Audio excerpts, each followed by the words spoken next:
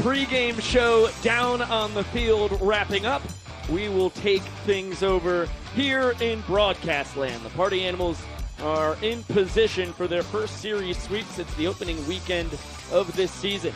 After limiting the Bananas to just one run on Friday night, the Animals used a barrel party to blast their way to victory an evening ago.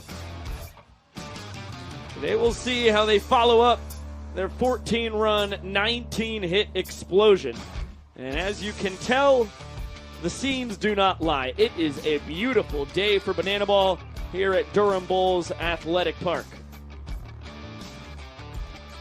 We are fired up to have you on hand. A little Sunday Fun Day action. Welcome inside the broadcast booth with Josh Talevsky. I am Biko Scala, and it was two very different ways to earn victories for the Animals thus far. A pitcher's duel that the Bad Boys came out on top of on Friday night, and then they brought out the bats in a big way last night. It just shows how good this Party Animals team is overall. The ability to dominate with an excellent pitching performance from Brett Helton and Drew Gillespie on Friday night. And then last night, the offense really did most of the legwork for this team, led by Bryson Bloomer's 2 home run and 6 RBI performance. Of course, the guys with 14 runs overall on 19 hits. And so the Party Animals find themselves primed to get their first sweep since opening weekend in Tampa Bay, Florida. And it would also be the first sweep we've seen in a Banana Ball series since the end of February when the Bananas were able to get the sweep against the Animals to open up the season in Savannah, Georgia. Let's get a look at the numbers behind the 2 straight victories for the Animals so far here in Durham. That brings them within 2 games of the Bananas on the season. We talked about it. It was the pitching on Friday. Brett Helton with the start. He pitches throughout 6 innings, was walked off on once without getting any outs, so only credited with 5 innings pitched. But he was amazing at stranding guys on base. You see 9 hits, a ball 4 sprint, only allows that 1 run, picks up 3 Ks, and then Drew Gillespie was absurdly dominant, taking home the 7th, 8th, and 9th innings. The 2 things that stand out when we look at Friday night's contest, Brett Helton and Drew Gillespie allowed 11 hits to the Savannah Bananas. The Bananas left 11 runners on base that evening and were only able to scratch 1 run across. The other number that is very, very important, Brett Helton and Drew Gillespie, only 2 ball 4 sprints between them, and they were ball 4 sprints that were not really coming with guys on base, at least for Drew Gillespie, where it did not really affect him in any form or fashion. Now, we turn to last night's game, and again, the Party Animals exploded once again. Their 3rd game on this year's tour where they've scored 14 or more runs in a ball game, and were able to get 10 hits in the first 3 innings of play. They earned those points. And then in the middle innings, it was the Bananas almost gifting the Party Animals more points. Jared Donaldson and Christian Dearman allowed 6 ball 4 sprints to the Animals, able to help them just continue to pile on runs. And of course, we talked about the big night from Bryson Bloomer. 2 home runs, 6 runs batted in, tying single-game Banana Ball records. But the bottom of this order, too, Tanner Thomas with his 2nd consecutive 3-hit game for the Animals, and then Dustin Baber wound up going 4 for 5 and just being immensely productive, batting 8th for the Party Animals last night. Yeah, it was really a full team effort as they bludgeoned the Bananas. Ended up winning 5 points to 3. The Nanners had the game's tying run on second base, the game's winning run at first in the 9th, but Ryan Rodriguez able to lock it down and strike out Olsen with everything in the balance. Let's look at the pitching matchup this evening because it is as much of a clash of styles as you can ever get in Banana Ball. Sean Fluke maxes out about 86 miles an hour with the heater, throws slow, and slower, especially by Banana Ball standards. And then Ethan Skujay averages about 93 miles an hour on the fastball. He is as overpowering as they come and leading the tour with his 35 Ks. This is legitimately one of my favorite pitching matchups we've seen all season because it is very diverse. Of course, Ethan Skujay, a very hard thrower, leading the tour with his 35 strikeouts. And for him, he's been dealing with a little bit of a foot injury. But if Ethan Skujay has his good command and feels comfortable with the foot, he's going to be able to limit his ball 4 sprints. And Sean Fluke, he's adopted the Brett Helton mentality, working quick out there on the mound by letting the Bananas put the ball in play. Let's get some more pregame fun down on the field. We'll join DR Meadows for our fan warm-up. We're just moments away from first pitch today. Sprinklers on. Oh, no. We're working out today. Lunges. Lunges. Good luck, people. Jumping jacks, too. Okay. Full workout session here.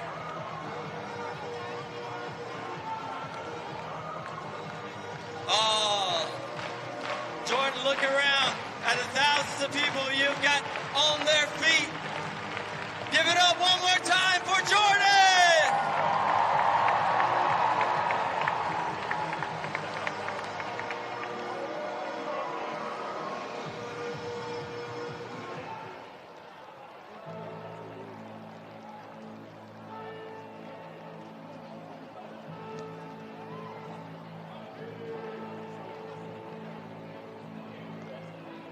Ladies, gentlemen, boys and girls, and potassium enthusiasts from around the world.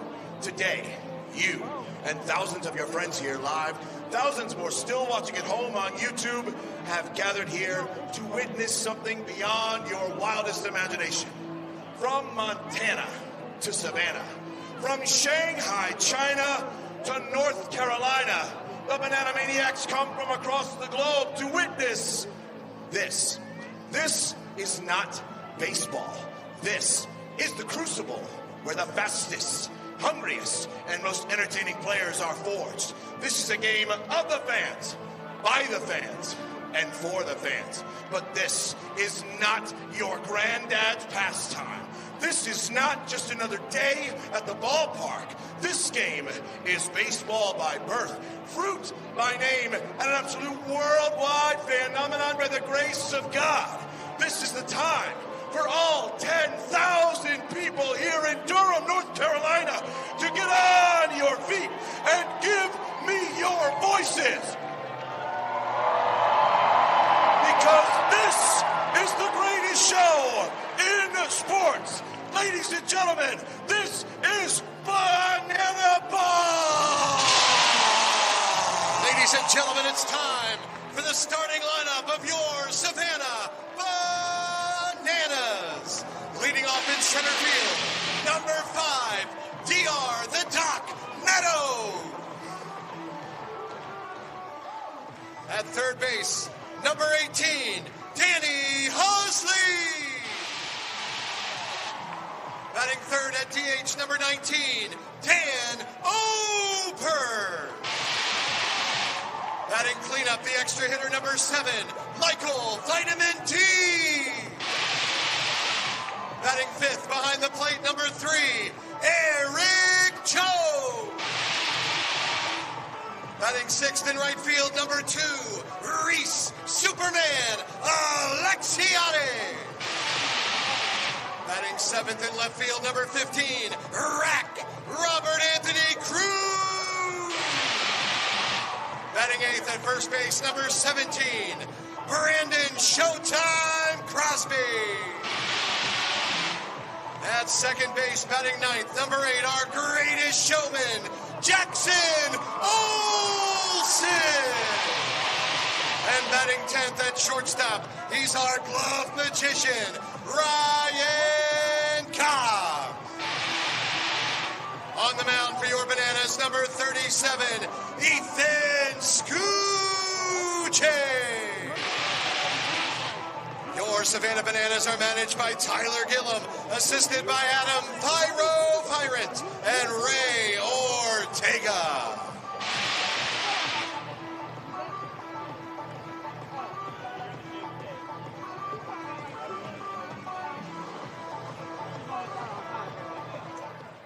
Ladies and gentlemen, please rise and remove your hats. Here to honor America with this afternoon's national anthem, please welcome Mike Cobb Jr. Oh, say, can you see by the dawn's early light what so proudly we held at the twilight's last gleaming, whose broad stripes and bright stars through the perilous fight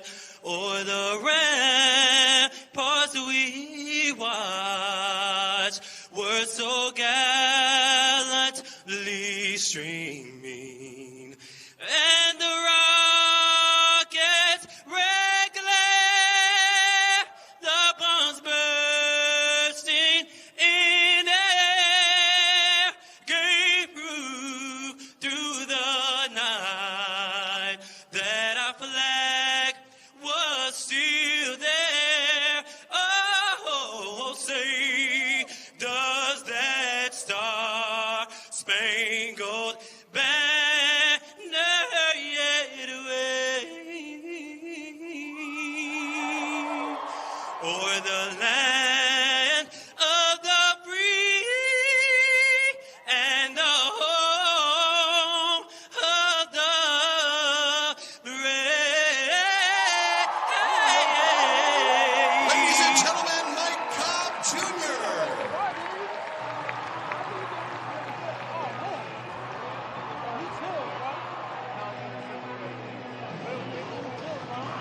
How about the spice on that national anthem? What a way to get us going for Game 27 of the 2024 Banana Ball World Tour, loved by our Catalina wine mixing pals over at Zappos. The Party Animals have taken the first two in Durham, and look for the sweep here on this beautiful Sunday afternoon in the Tar Heel State. They are 2 games now behind the Bananas, who align defensively just like this. Left to right in the outfield, it is Robert Anthony Cruz, D.R. Meadows, and Reese Alexiadis. Third to first in the infield, Denny Hosley, Ryan Cox, Jackson Olsen, and Brandon Crosby. Behind the dish, it is Eric Jones Jr., and on the mound to kick it off, Ethan Skujay. Ryan Cox, the glove magician, is currently on a 12-game trick play streak for the Bananas. He's collected 24 in that span for the boys in yellow, and his buddy at second base, Jackson Olsen, is averaging a trick play per game to begin this month of April. Danny Hosley draws his second start at third base this season for the Bananas and had a trick play in his very first start going behind the back. We'll see if he can pick up his 6th, maybe even his 7th today. And much like we've seen this season for Ethan Skujay, his battery mate is going to be Eric Jones Jr. Well, let's zoom in on the big boy with the bucket hat at the middle of it all. Ethan Skujay out of Victoria, British Columbia, has pitched professionally on 4 different continents, has shattered just about every possible record you could imagine in every professional league he's been in. Last year was with the Staten Island Ferry Hawks in the Atlantic League, and now he is settling in as the strikeout king of Bananaland. The self-proclaimed king of the strikeout is rocking the K-Eye Black out there on the mound for the Bananas. And believe it or not, he is still seeking his first Banana Ball win. 0-1 on the season, but for the most part, he's been phenomenal in his last outing, did not allow any hits to the Party Animals, and recorded the fastest strikeout in Banana Ball history in 8.73 seconds. And again, he is leading the tour in strikeouts this season, and that's the only reason we see his average MPI this season a touch higher than a lot of other guys. Then when I count down from 3 at the top of your lungs, I need you to yell out, start the clock. In 3, 2, 1. Shoot time! Thank you, Mr. Young Professor, sir. Don't look at that guy the wrong way. He will blind you with that brilliant jacket of his. Party Animals lineup, you got to look at it there. Very similar to the 1 through 10 that put up 14 runs on 19 hits and earned 6 ball 4 sprints last night. Reese Hampton, the Charlotte, North Carolina kid, sends this one into foul territory, and Danny Hosley there to put it away. 1 pitch, 1 out for Skujay. Yeah, and Ethan Skujay fired up. You saw him already pointing up after Hosley collected that first out. And so a good start, especially considering Reese Hampton batted .500 in this ballpark last season. He's continued to be red hot this year with a home run in game 1, and of course had a single and 2 ball 4 sprints last night. Fastball misses a pinch outside. Trackman had that one at 93. And then Skujay comes back with a tight slider at 82. That is part of the battle every time you come up against a man from the Great White North as he 360s and clips Bloomer. Last tour's leader in hit by pitches with 14 of them, the only man who is in double digits. Adds a flair of the dramatic here as he tries to gain his feet. clearly shaken up after being plunked, and has some help from Philly, who pushes him in the right direction. The rest of the 90 feet down to first. Crumples into the arms of first base umpire Andrew Bartman. And Bloomer, after his 3 for 5, 2 home run, double, 6 RBI night, is aboard with 1 away. Big Skull out in front of the slider that ended up pretty much middle. These are two guys that have both played professionally in Australia and thrived in the land down under. Now they take their battle to Banana Land.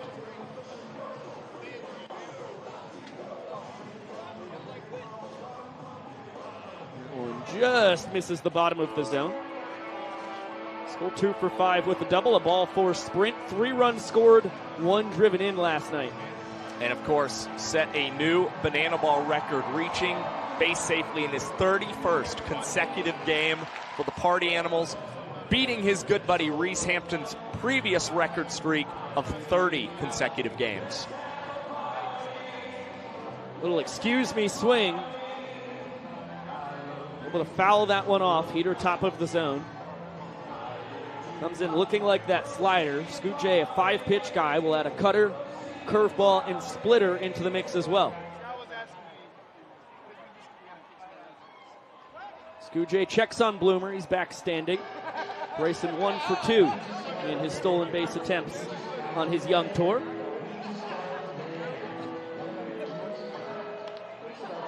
This one the other way. Rack will grab it on the run as Bloomer retreats back to first base.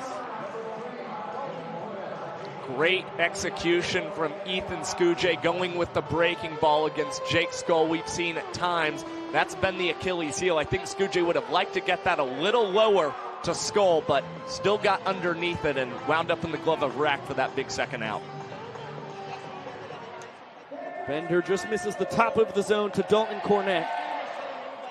Now a 1-1 count on the native of Pippa Passes, Kentucky. DC3 after a couple nights as the DH behind the dish here in our Sunday afternoon matinee. And the count even at 2-2. And it's very much a similar situation to what we're seeing with Ethan Skujay and Eric Jones Jr., two guys that like working with each other. And for Sean Fluke, he likes having catchers who he truly knows. That's why we saw Mike Babasis catch him so much last season. And now with Baba switching more to the managerial role this year, Sean Fluke still very comfortable with Dalton Cornett after he was a part of the team all last season. This ball driven deep down the right field line. Alexiadis has a beat on it and grabs it just in front of the wall. Super Reese tracks it down. Another good poke by Cornett, who has been playing chicken with that right field wall here in Durham. Was robbed of extra bases on Friday night by Hosley out there. Just barely misses what would have been his 4th home run of the season. Here's how the Party Animals line it up defensively as they try to keep the Bananas off the board and prevent losing the first point available here this afternoon. From left to right in the outfield, it is Tanner Thomas, then Hampton and Skull. In the infield, third to first, you see Bloomer, then Chase Acuff, Dustin Baber, and Jason Swan. Behind the dish, of course, there is Mr. Cornett, and on the bump at the middle of it all, Sean Fluke. Well, this is a big day for Dustin Baber. He reached 40 trick plays last night for the Party Animals.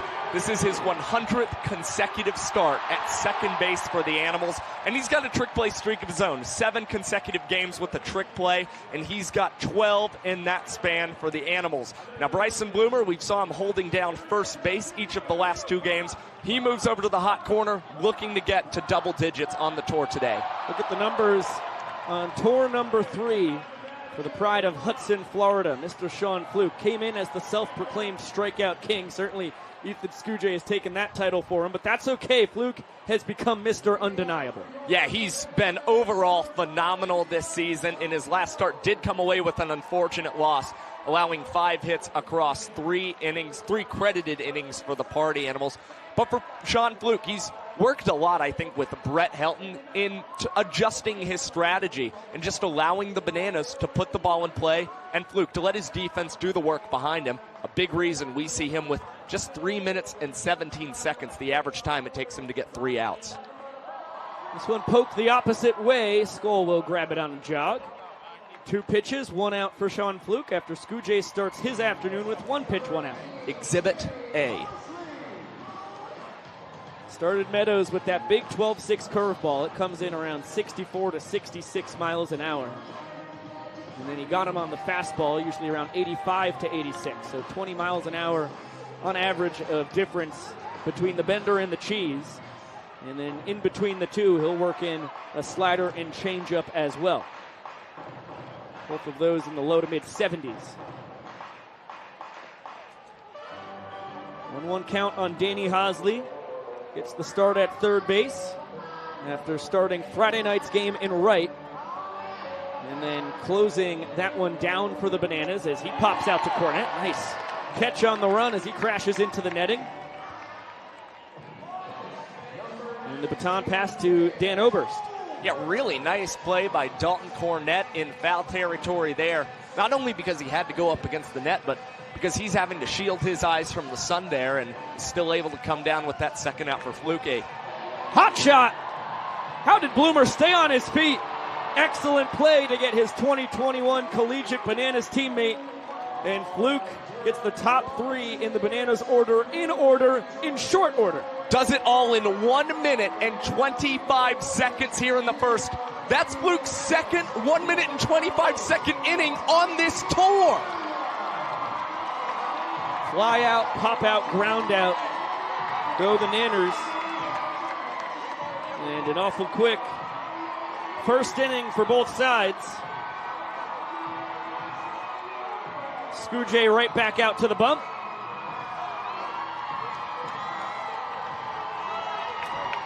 And D.R. Meadows and Robert Anthony Cruz jogging out to center field and left field, both on the mic.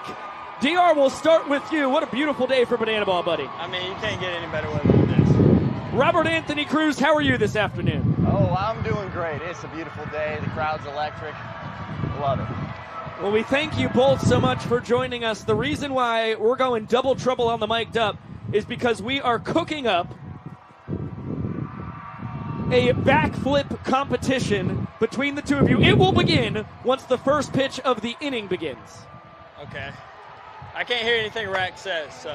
Okay, terrific. Well, our coordinating producer, Chad Reese, is working on that right now. As soon as first pitch is thrown? As soon as the first pitch is thrown, the competition starts. Any predictions for how many backflips you guys will get? Not many. The legs are a little tired. How about you, Rack? So who's the Vegas favorite? There's one. I did do gymnastics. Oh! I get dizzy. Cruz out to a 2-1 lead just like that. 3 from Rack. I lost you. DR lost us. Mr. Meadows. Oh, there's another one from DR. Do catches count as 2? DR, what's your total at? 3, I think. 3, attaboy. Yeah, okay, it's 4-4 now. I had missed one of yours. Now it's 5-4 Rack. This is thrilling. Chase Acuff at the dish, 3-1 pitch. Making a full count, backflip from Meadows, backflip from Cruz. Meadows gets another one.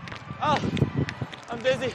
That one shanked foul. Rack can't be stopped. DR trying to keep up. Cruz keeps a flipping.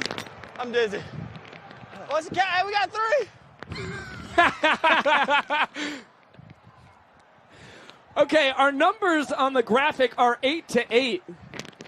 Oh, that was a backflip. As Acuff strikes out, we get backflips from both the guys once again. Does that sound accurate? Are you guys keeping track yourselves? I can't tell you. I can't believe I've done this many.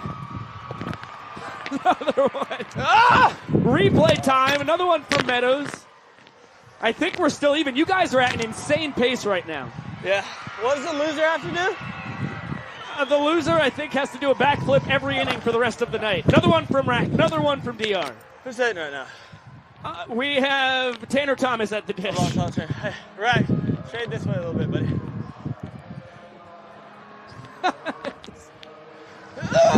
Look out! They keep on going. 12-12 right now. A dozen backflips. And it sounds like The aerobics are being tested. Another one from Meadows. Wait for it. Another one from Cruz. Another one from DR. Wow! Oh, here we go. I got it. I got it. Oh! DR. That was going to be your 14th. That was your 15th backflip attempt of the inning. And I think your legs got the better of you there. Looks like the wind had a little involvement as well. I don't know what happened. I was a little busy. How many outs you got? 1 out, Mr. Meadows. That's your first trick play missed on the tour in 18 tries. Dang. Well, that was embarrassing. It's okay, we got a double play though. Wait, I got one of them before the last one. Cruz with another flip, Meadows with another.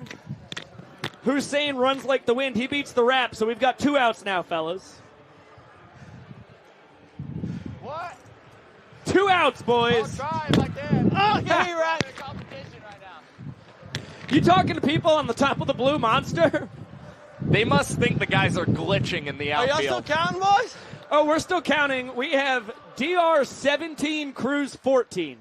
Oh! That's foul, homie. There's another one.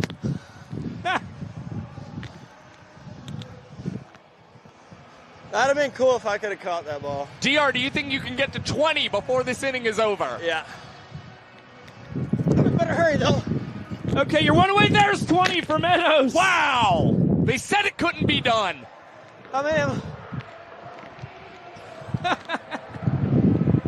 1-2 count on Dustin Baber. maybe I can end the inning here with a backflip. Rack gives us another. What's our count? What's our totals? 16 to 20. DR, you're ahead. Okay. Oh, wait.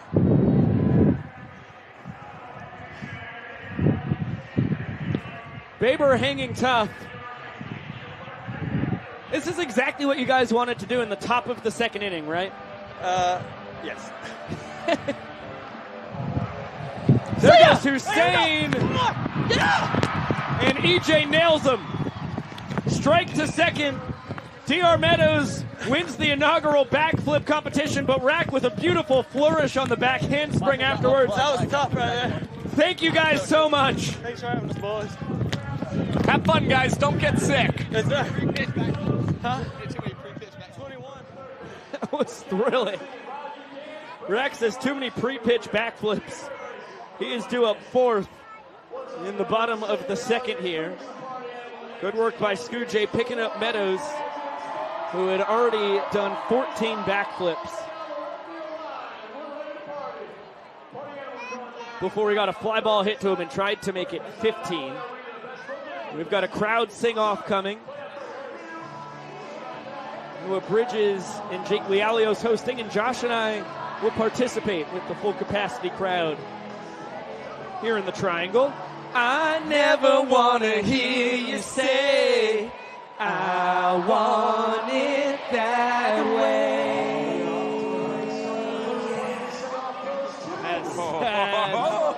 That's a good start. Okay, I've got to pot up our boys here for a second so we can hear what's coming next. Oh, yeah. Terrific.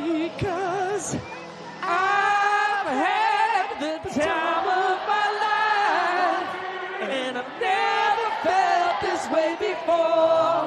No, I swear, it's the truth, and I owe it all to you. Oh, really nice flourish at the end. I think we went far longer than the crowd. Probably. Lost in each We get other's carried away. eyes right there. Okay, third song coming up. This one's for the win. For the win.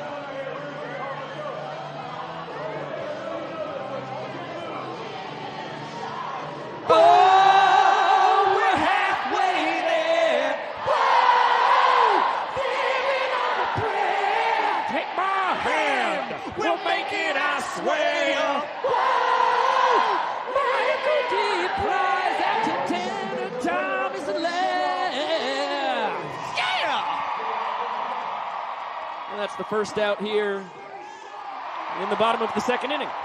And Sean Fluke continues to make quick work of these Bananas. 2 pitches into this frame and already 1 out. Tracking the pitches. Well, you were belting out Bon Jovi there. How about Eric Jones Jr.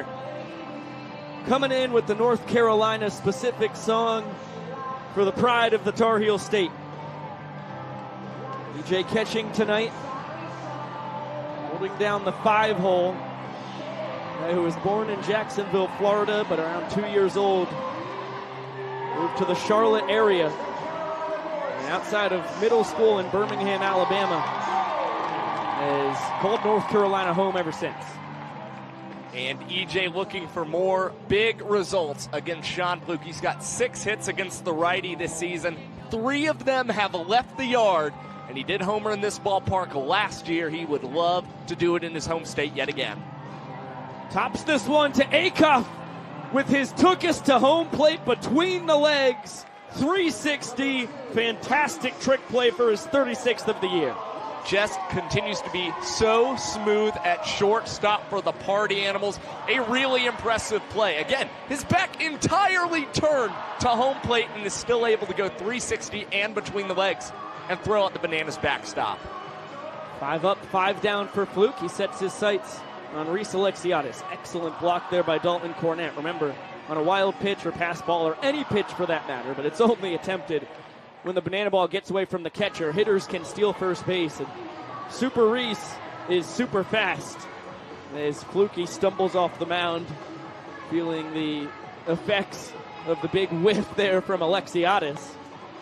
And now the count even at 2 balls and 2 strikes. Yeah, Alexiadis really the first Bananas batter so far in this game to really challenge Sean Fluke. Here is on the 5th pitch. This one shot in the ground. Chase Acuff dribbling this one to himself. And the scoop at first base from Jason Swan gets Sean Fluke out of this inning in less than 2 minutes once again. And that's when you take out the walk-up from Eric Jones Jr. Flukie, 1 minute and 49 seconds. A pair of trick plays for Acuff. We are scoreless through 2. Here is Maceo Harrison and the fellas.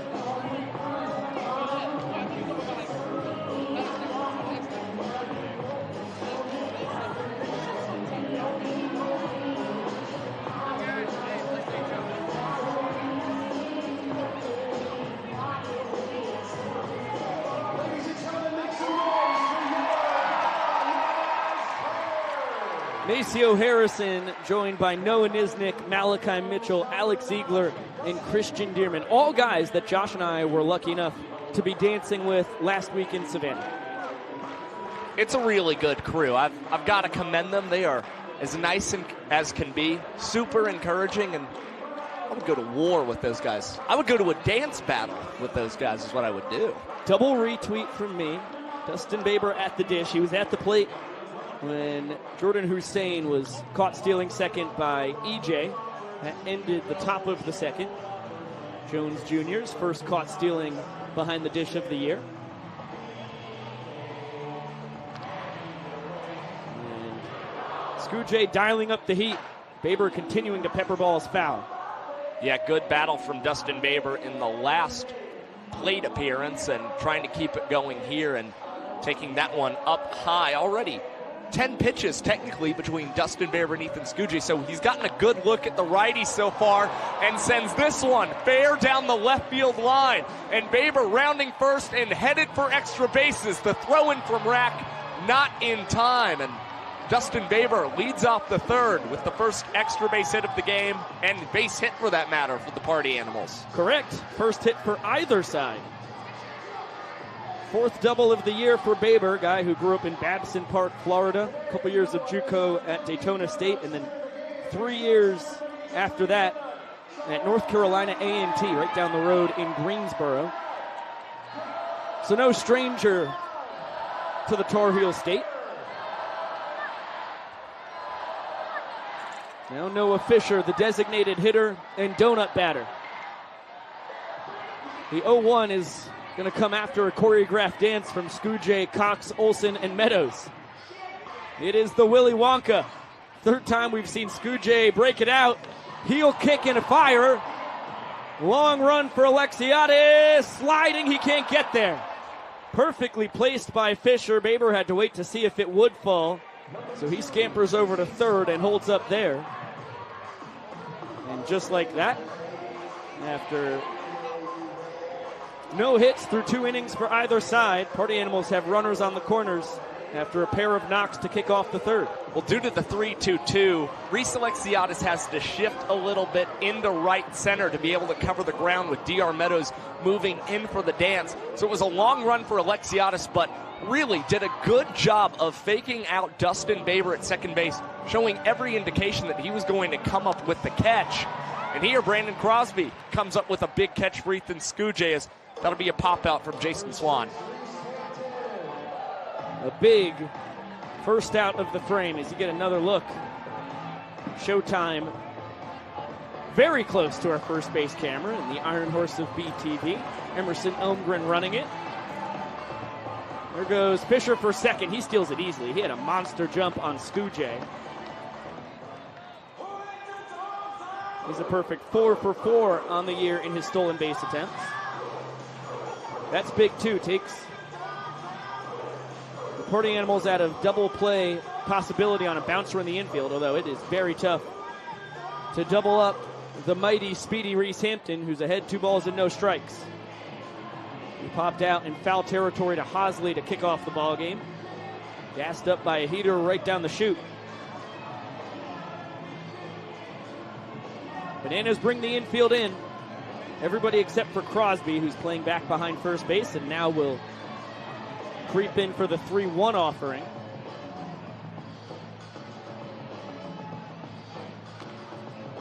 We'll get a payoff. Big pitch from Ethan Skujay. This is something that the Bananas pitchers have got to cut down on, is allowing the ball four sprints, especially when the Party Animals get runners in scoring position. And this is why they ran Noah Fisher and decided to get him up to second base. The ball four sprint is issued. Fisher and Baber will come around and score for the Animals. Without a doubt. Hampton pacing the tour with 20 ball four sprints. Skujay was ready to rumble, but Cowboy Kyle was refreshing Vincent Chapman's banana ball reserves, and that will be the sprint. 21 on the year for Hampton, who's going to test the Nanners sprint defense. And he's out at second. The Bananas get it to all 7 fielders behind the pitcher and catcher in short order. And bang, bang, just able to nab Reese Lightning. And as the Party Animals celebrate at home plate, we are seeing Mike Vivacis walking towards the third base line, wondering if he wants to offer the challenge there, but does not look like Vivacis will challenge. And Reese Hampton is actually entering the Bananas dugout. Looks like he might have gotten a little banged up somehow on the slide as he's going in with the trainer, Francis Gilbert. Another look at the play there, just about as close as it comes. Kind of shielded by the fielders on the first angle. And it looks like Rack got the tag down just in the nick of time. Let's get it down to Vava.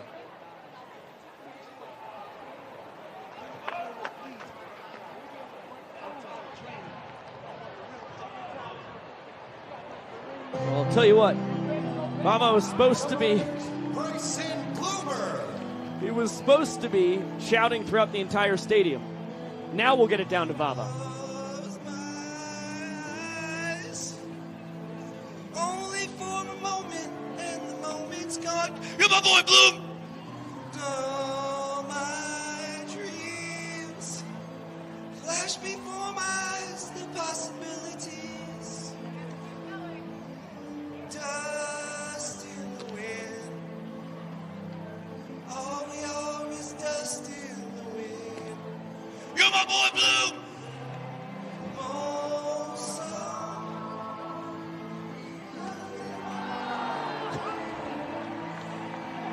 Looks like the singing and words of encouragement from Mike Vivacis did no good to Bryson Bloomer. He goes down on strikes, but the party animals strike for 2 runs. A double, a bloop single, and then a ball 4 sprint from Hampton to bring home Baber and Fisher. And those are the first 2 runs for either side tonight. The Nanners will need to respond with 2 of their own here in the bottom of the 3rd to tie the frame, or 3 to win the inning. I think the probability of either of those things are slim because our man on the mic, Sean Fluke, has got his A+ stuff tonight. They ain't scoring nothing. They got to worry about getting a hit first, boys.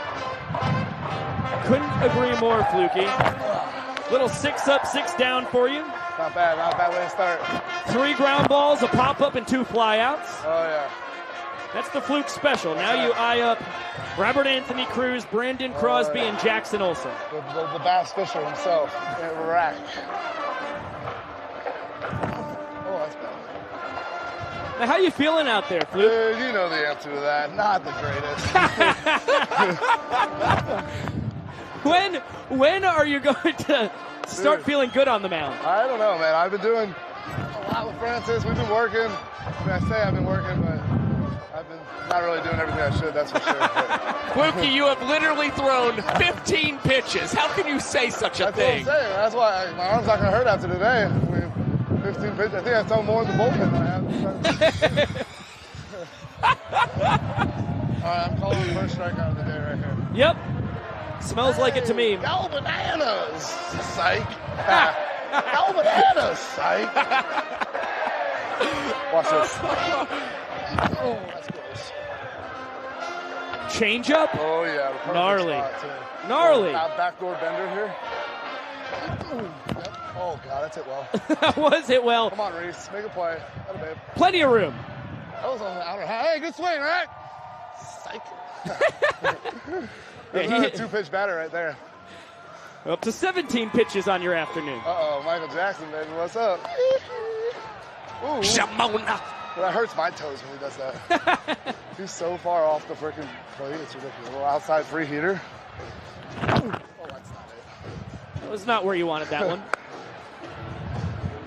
Here comes the outside free heater. Yeah, again, sidearm roll. Vincent? Vince, where did that miss? Vincent? He said it was a strike. He said it was up. Come on. Oh, my God. He said that was outside. You guys got Sharkman going or what? It's a little spotty. I'll try and pull it up. No, not at all. All right. Yeah, throw it! Throw it! Oh, my. Tag him! Let's go. Got him. Yes, sir. Come on, wake up! That's a strike. A strike. Yeah. Welcome to Banana Ball, rookie. And that was the worst pitch out of the last 3. Correct. You're out, Crosby. It's not baseball. Sorry, bud. Better luck with 9 more batters when I go through the whole freaking lineup again. Yeah. So that's gonna. We'll figure out the scoring on that afterwards. That's not the problem. The problem is Jackson Olsen. Oh, Vincent, make a catch. And Fluky, you're 1 out away from earning your guys the first point of the night. Hey, how fast was that first inning? I threw 5 pitches. 1 minute and 25 seconds, Yeah, that's Fluky. just not proper. There's no way Second 5 time pitches. you've done that this season. How did I miss that? Guys, where are you guys at? Where are you guys? We're over here. Dude, there's a hole in my freaking glove. Yeah, that's the first hit. Are you kidding me? All because of me? You gotta be freaking kidding me. How did I miss that? I'm just not athletic anymore. Fluke, you should get a stilt-style glove. Unbelievable. Your play against Ryan Cox last weekend would say different. Oh, shenanigans. That was about as athletic a play I've ever seen from a pitcher. Oh, thanks, guys. Yep, Kent Corn. Let's go hit. Better luck next time, Coxie. Sean Fluke, you're built different. Oh, no! Reese Hampton tried to grab it behind his back, and now you're the cutoff man. Reese has been just about automatic at it. He's now 13 for 15 on his trick play attempt. On my freaking pitch count, man. The arm's only got so many bullets in it. Oh, now we got freaking flaps kid. Where's your motorcycle helmet? You don't like it, huh? Oh, NPR's up? Yeah, kidding me. Well, things just got a lot more interesting. Come on, I did it last time too. It's right down the middle. It's not ready for the 12-6. Yep, that's, oh, I might be in the gap. Nope, just kidding, we got a guy. This is too easy, boys. I'm not kidding, this is the easiest day of my life. Hey, congrats on 4 outs, Fluky. Yeah, an error by me. Give me an error, I swear, hit my glove. All Keep right. the no intact, I swear. We'll take a look at it. It hit my glove, I swear. We love you, Fluke. Love you too, Have boys. fun, Fluky. You just never know what you're going to get with the guy. That is legendary stuff. Let's tune in to Mr. Drake Toll and the Party Animals broadcast. Hey, we're back. We're back. We're double mic'd up. We got one in my ear. We got a headset on. You know, we're just absolutely cruising out there. It's the easiest day of my life. Honestly, the sun is the worst battle for me today, being a ginger. Yeah. But remember back in the day when you gave me an ice in that pregame thing? I did ice you? Well, I just want to let you know that we have one right there for you. Oh, wait. Yep, I brought it Underneath the special. table. Yep, I left it under there for you. Look, Yeah, go ahead this and is get a that. pint. Yes, and I got you the extra This large isn't a pint. No, size. this is a liter. That's a full liter, bud. I want You you to can't. back That's up. not fair. I want you to get down on a knee like a grown man. Yep. Throw the chair. And you better throw this thing back. Open up that throat, boy. And if you don't want to finish it all, I will gladly take a sip because I am thirsty. Keep going, baby. Come on. Oh, my goodness. You call your... Well, one That's more. not good, is it? That's not even halfway. Come on, boy. You want to be a Party Animals announcer? Oh, my goodness. And that's what you're going to do. That is unbelievable. That is just not okay to be on this side. Yes, you drink that right now, boy. You had a boy. Good, good, good, good. All right, I'll take a sip. It was delicious. I've got a game to broadcast. That's a whole... What do you mean? Oh, that is delicious. Absolutely delicious. It tastes like some of the alcoholic beverages I had last night. That's good stuff. Sean, cheers. I'll give you a C minus. Thanks. That's all I need. Oh, look, it's me. Hug, hug.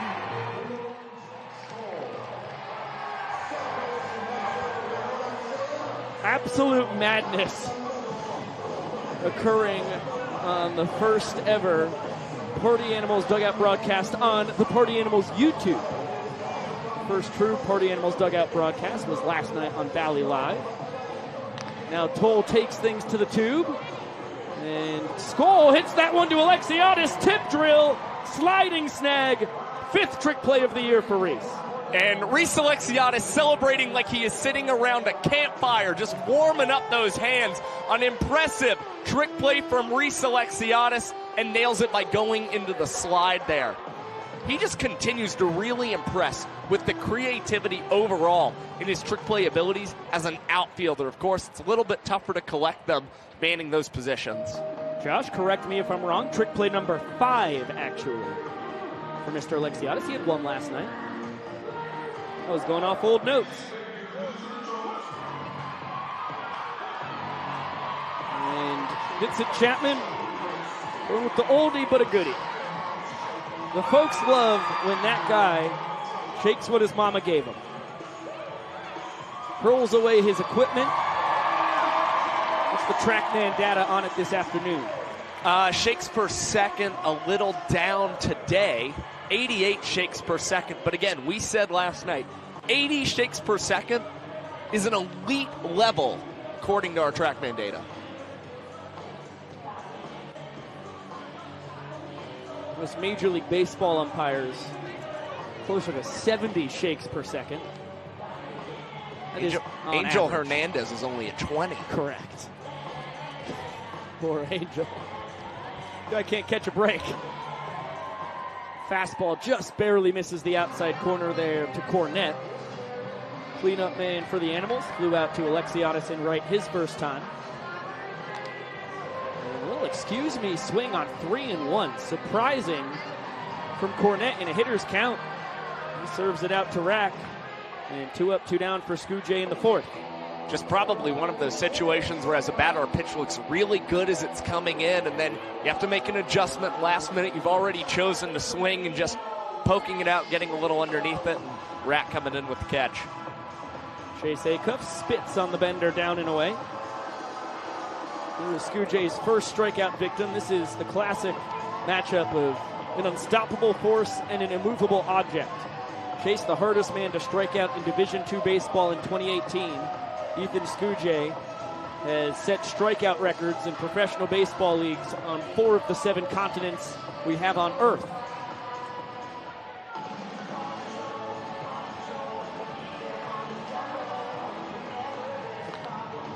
This one popped behind the dish. Jones Jr. giving it a look. And EJ will run out of room. That one pops off the top of the netting. He'll catch the ricochet. And another payoff pitch to the Party Animal shortstop.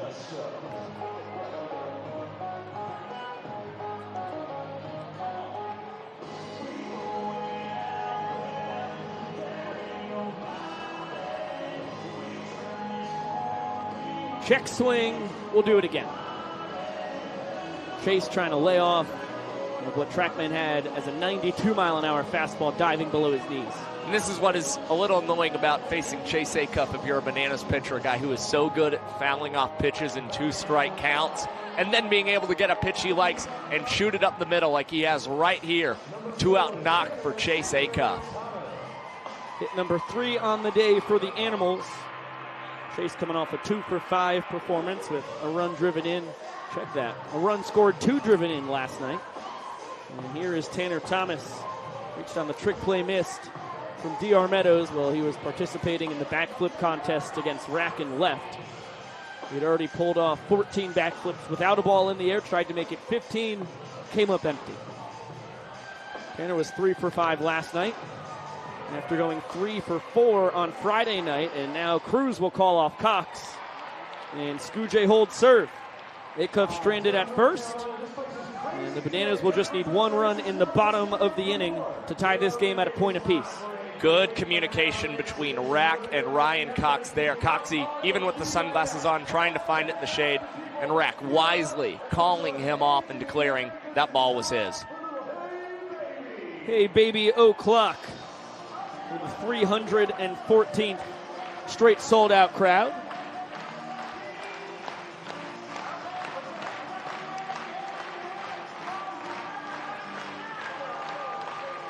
And as we hey baby here in the city of medicine, we bring in one of the most modern men of medicine you could ever find on this side of the Mississippi River. Sean Fluke, welcome back, buddy. Oh, yeah, you can't get rid of me that easy. Come on now. You put this mic on me, you gotta freaking pry it off of me. We are thrilled that you have bullied our coordinating producer into leaving you on for another inning. I told him he's going to have to fight me to get this thing off. Nobody wants to see that. Well, actually, I'd love to see it. But I would not want to see it. Chad Reese wouldn't want to be a part of it. my arm. Sean, I have bad news. What? Biko and I were talking. Oh, God. We cannot rule. We cannot rule it an error on the Jackson Olsen at bat. I'm so sorry. Unbelievable, guys. I thought we were friends. Listen, if you know what, you want to make a deal with the devil here. Oh. If I go hitless the next 2 innings, then that's an error. No, if you go the rest of the ball game hitless, we'll overturn it and make it an error. I mean, you're a third of the way there, buddy. I know, but my arm's about 7/8 of the way done. He's not going to throw a complete game. Guy's arm's hanging. 25 pitches in. I'm saving that for the end of the year whenever it comes down to the wire. He threw 2 last year. I know. Yeah, actually, I know you know, Fluky. 3 if you count the lights out, I think. That's Nope, that was one of your 2. Oh, whatever, guys. You have to freaking know every stat alive. Whatever. Actually, you do. All right, well. Actually, how we make a living. Yeah, that's well done. I kind of just throw cookies over the middle to make my living. Well, it's working very well for you. What is going on? We need to zoom out. The angle was really bizarre there for a while on the broadcast. Now we see that Matt Wolf is going to unleash the bull, and Danny Hosley's riding that puppy up to the dish. Go in! This is awesome. If I don't get this guy out, I'm just going to quit. Especially if he hits a home run off the bowl, you guys might never see me mic'd up again in my life. What kind of bat is that? I've never seen that before. Is it a legal bat? It's up there with aluminum. I almost hit the head of the bull. Tuck that thing in! Yep, can corner. Long run for Hampton. He'll grab it on the fly. Hosley gives Matt Wolf's barrel a shoulder with Wolfie in it as he leaves the field. See you later, Bull. Uh-oh, now it gets scary. Beefy part of the disorder. Put this guy in a bowl. Yep. Oh, I'm not running for that. No way. I'll be out of gas. Oh, I probably could have done something cool there, too. Just simply too far away. Yeah, you would have had to contest with the Bananas bike down there outside the dugout. The invader from outer space. We got Oberst on a grounder to third back in the first. Oh, that's so bad. I went through the whole wishing well just to do that. Jesus, fluke. A lot of shakes. Unbelievable. For an uncompetitive fastball. Cutter again. Here we go. Oh, Jesus. That's okay. Plenty of room. Oh, thank you. I don't know about that. Oh, man. Please stop going. Thank you. As I said. Oh, Daniel Son. Daniel Son. Thank you for not hitting home run. That is 3 straight flyouts to Hampton. Yeah, that's the one guy I want to hit it to, you know? The guy catches everything. Oh, vitamin D. Here we go. I have a feeling he's going to hit a barrel right up past me, and I'm going to freaking snap him off. Change piece. Oh, no.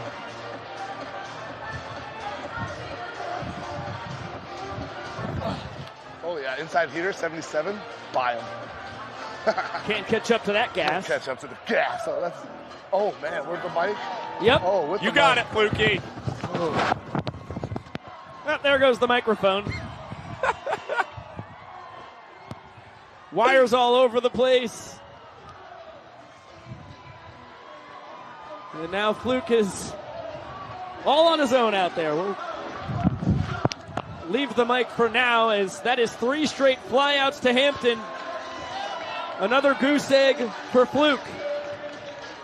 Too easy.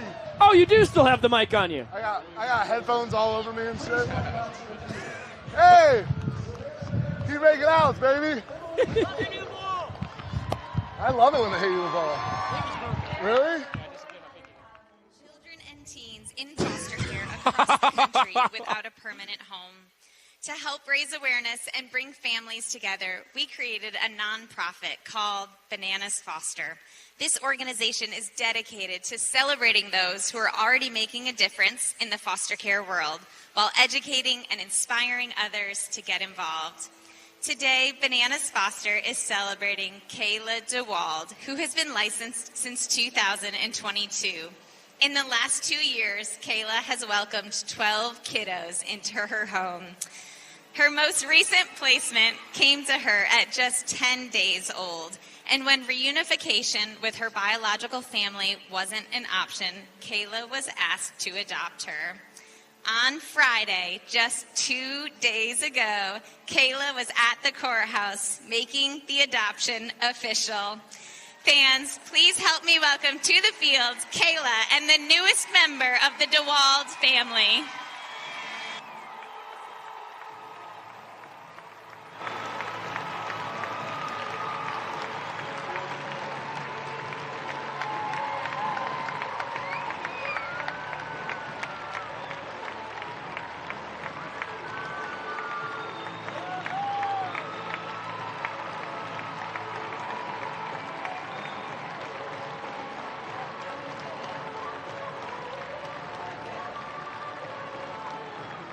Well, this is what Banana Land is all about. And Kayla DeWald is what foster care is all about. The number one goal is always reunification with the biological family, but when that is not an option, you find yourself a superhero like Kayla. And as of 2 days ago, she has herself a new member of the family.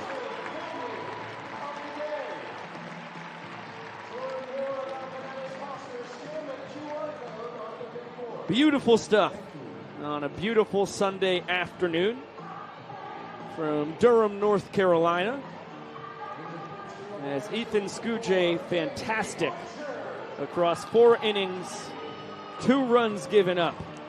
Just that big 2-run sprint with 2 outs in the top of the third to Reese Hampton, the only real blemish on what was otherwise a phenomenal afternoon. And now Andy Archer will come out of the pen, a really funky righty.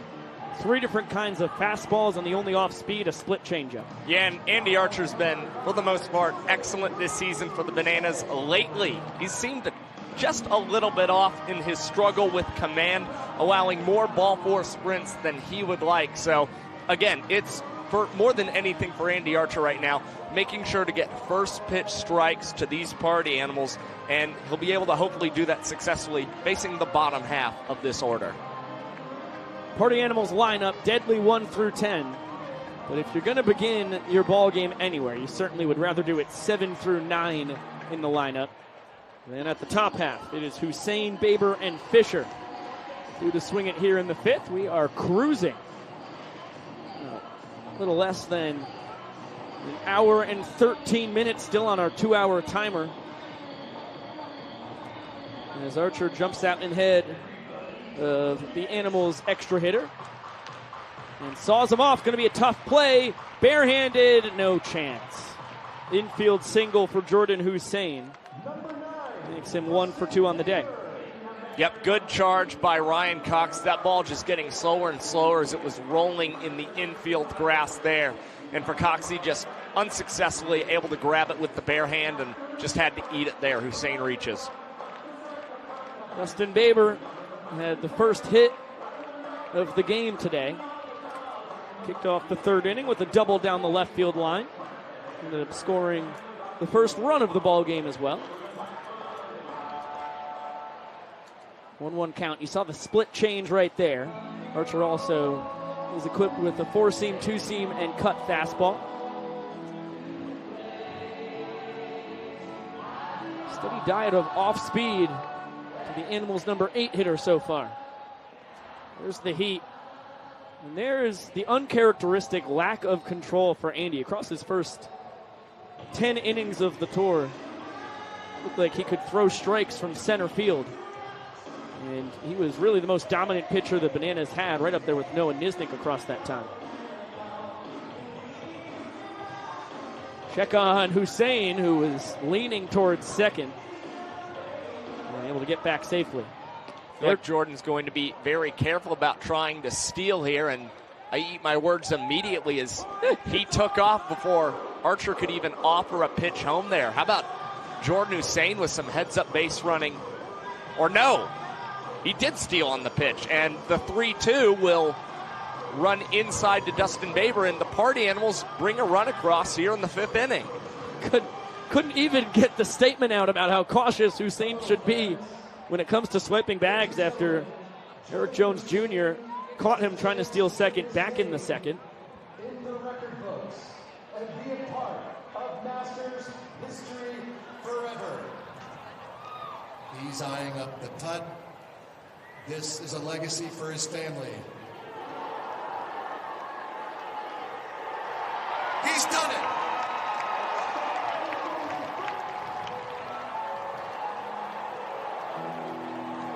A memorable putt for Jordan Hussein as he gets the green jacket from the pride of Woodstock, Georgia.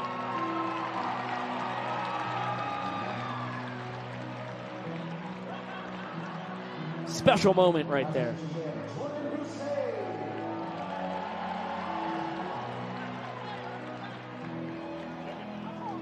Good to see the Party Animals kept behind the yellow rope there. Those guys can be unruly, especially after their buddies have scored runs. So they were held back so that moment could really get the attention it deserved. If they want to take in Augusta National next year, you know, they're going to have to settle down with their behavior. So now Fisher at the dish. Baber leads off first. Actually, check that. Baber pinch run for by the Animals' designated runner, Brunson, ball home.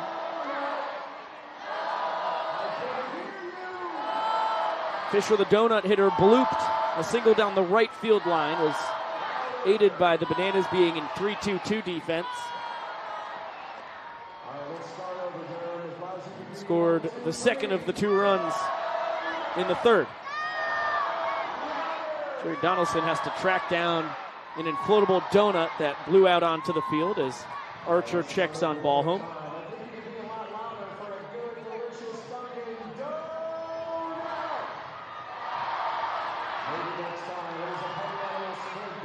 And it is another sprint. Howell bobbles it. Remember, on ball 4 and banana ball, all 7 fielders have to touch the ball before it is live. And as Josh mentioned, Archer been struggling with his control a little bit as of late, and there is nothing in banana ball that will punish you more as a pitcher than ball 4 sprints.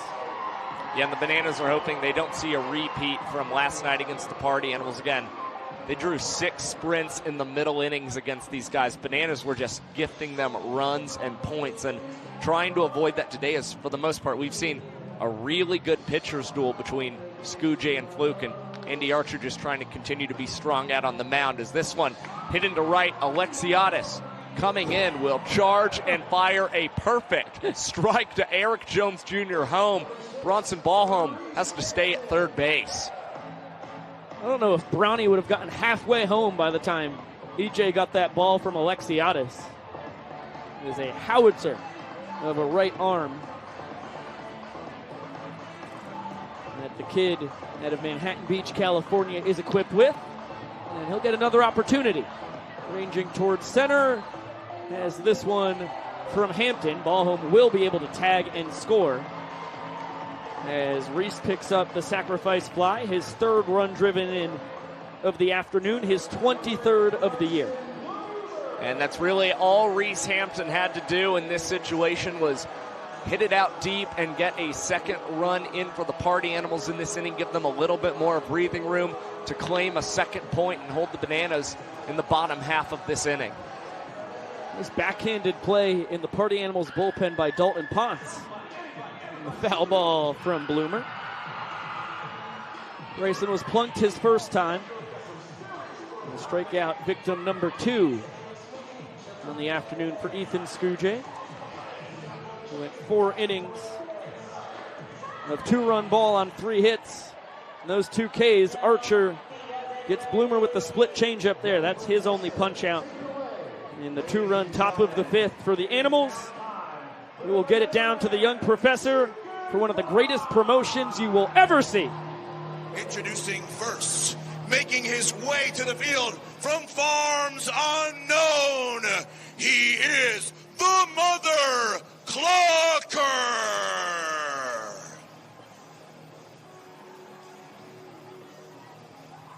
And his opponent from right here in Durham, North Carolina, he is BCE, Big Chick Energy.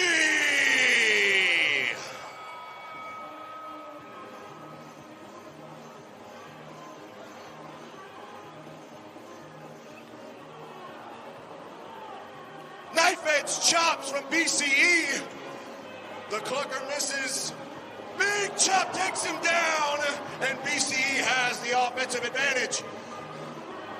Hooking him up, looking like he's going for a vertical suplex. Hooks the, oh, wait a minute. A dirty play from the Clucker. Oh no! The body slam out here. Wait a minute. It's no holds barred. He's got the table. He's got the table.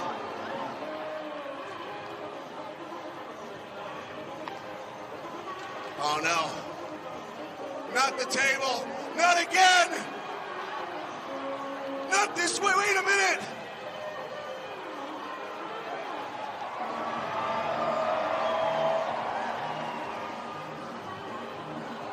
Powerbomb through the table. Oh my God. With the cover.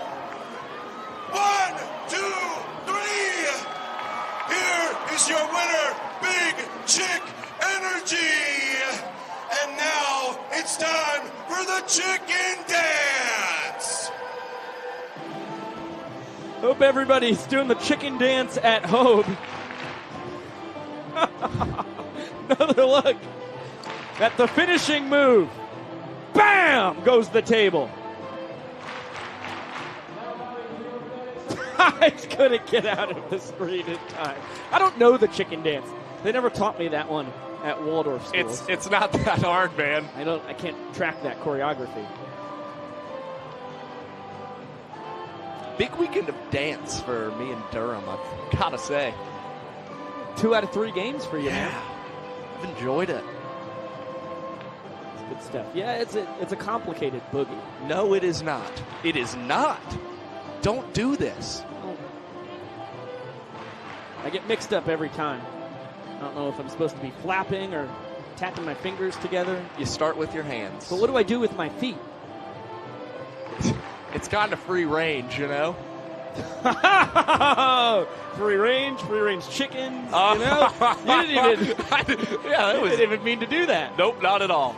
This is good stuff. Bottom of the 5th. Sean Fluke is rolling. Party Animals lead by a point. They lead the inning by 2 runs, and there is Fluke's first sprint that he's given up of the ball game. 5 pitches, 4 of them out of the zone to Jones Jr., who grabs his team-leading 12th of the tour. And the inning-tying run aboard just like that. You know, you never feel like a sprint is necessarily intentional in banana ball, but if there's anyone for Sean Fluke to pitch carefully to, of course it's EJ. 3 home runs against Fluke this season, and Fluke is up 2 runs in this inning, so the way that he's, for the most part, felt out there on the mound, not really concerned with putting a runner on base. Reese Alexiadis is fantastic protection for Jones Jr. That one just misses the inside corner as Fluke checks on Malachi Mitchell, pinch running for EJ. Check swing. That one just missed. No, it's a strike. Late call from Vincent. He definitely called it the appeal down to first. Andrew Bartman said no go. Count is 3-1 now. I see, said the blind man. There goes Flash. That's a strike. And Fluke barking at home that Alexiadis left the box, because he did, but Vincent Chapman taps his chest, says, my bad. I was the one who was late on the call. We already saw Brandon Crosby earlier today. Thought he had a sprint, ended up stealing first base, and then was rounding the bag, had to go back to it because it was truly a sprint. He was tagged out. Bizarre play. All caused by miscommunication, which is the bane of our existence in banana ball. Flash grabs his 19th steal of the tour. It's only been caught once, and just like that, the inning is tied. Flash will score easily from second. Reese takes a big turn at first and will hold up there with his 8th RBI of the year. Big sprint for Reese Alexiadis, and that actually cuts the deficit to 1 run in the inning for the Bananas, as the Party Animals had 2 in the top half of the 5th. But Alexiadis probably going to try and run, much like Flash the Kid, try and get in a scoring position and get this inning knotted up so the Party Animals can't claim a second point. Oh, what's going on with me? Vincent Chapman's got me in a spin cycle. So Reese now the tying run. Rack the winning run. 1 home run in his rookie campaign in banana ball, along with a triple and 4 doubles. That one bounced to Swan, foul. He was trying to break out of a small skid. 0 for 2 last night, 0 for 1 tonight.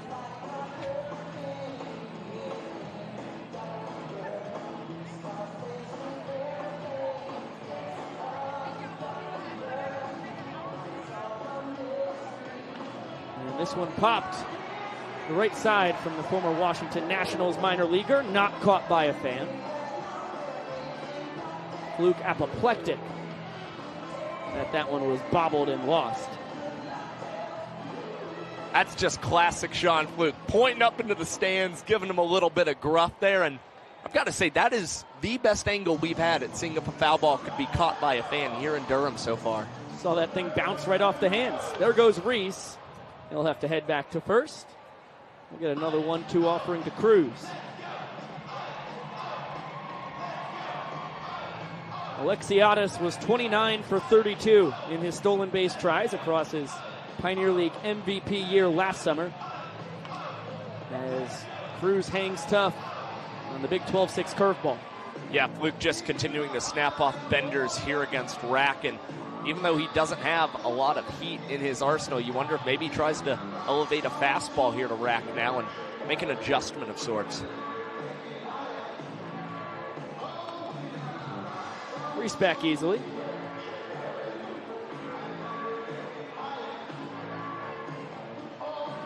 Number 1-2 to the pride of Fontana, California. That one is stroked into left center. It's going to be down for a base knock. Super Reese holds up at second. And Cruz says, hallelujah. Puts his hands up to the sky and thank you. It's baseball, and of course, banana ball can be a very humbling sport. That's exactly right. Rack was 0 for his last 13 at the plate for the Bananas and has finally found the outfield grass for a base knock. And that was just a really good AB, fouling off a couple of fluke benders before getting a pitch he liked and finally getting that sought-after base hit.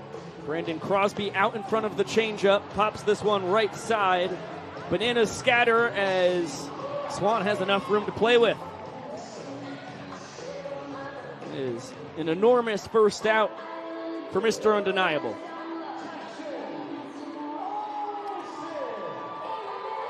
We'll look at it here. There comes Jason Swan. Second ball that he has caught just mere feet away from our first base camera.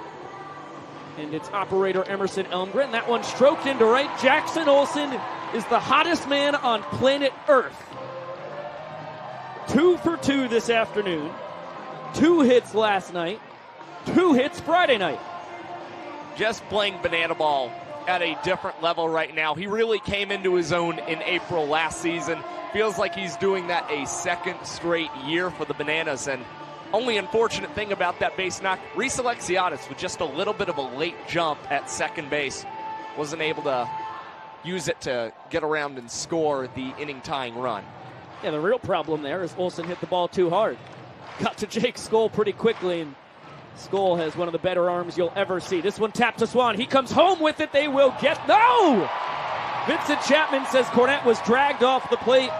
The Party Animals will most likely challenge. I thought I had a great view of it, and I thought Cornette dragged the foot. We'll see what the video says. We slap on our Riedel headsets. We had 4 challenges on Friday night, 2 of them from the Party Animals. That tied a banana ball record. No challenges last night. We are back at it. Throw on the Riedel headsets. And we will get a look. The folks in the control room in Savannah showing us, yeah, clearly still on the base. I think we'll take another couple looks at angles, but on first look, Cornette had that right foot. Yeah, there it is. Cornette, right foot, still on the base. Nice zoom in on the corner. I believe the call is overturned. Josh, what do you think? Can we take it back just a little bit more there? Yep, right here. Yeah, I think the call can be overturned, guys. I agree. Out at home plate.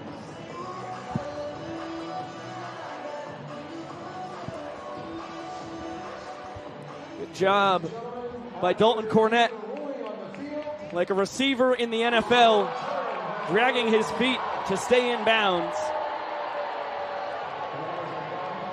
He gets a huge out number 2 and maintains the inning lead for the Party Animals, still just 1 run ahead.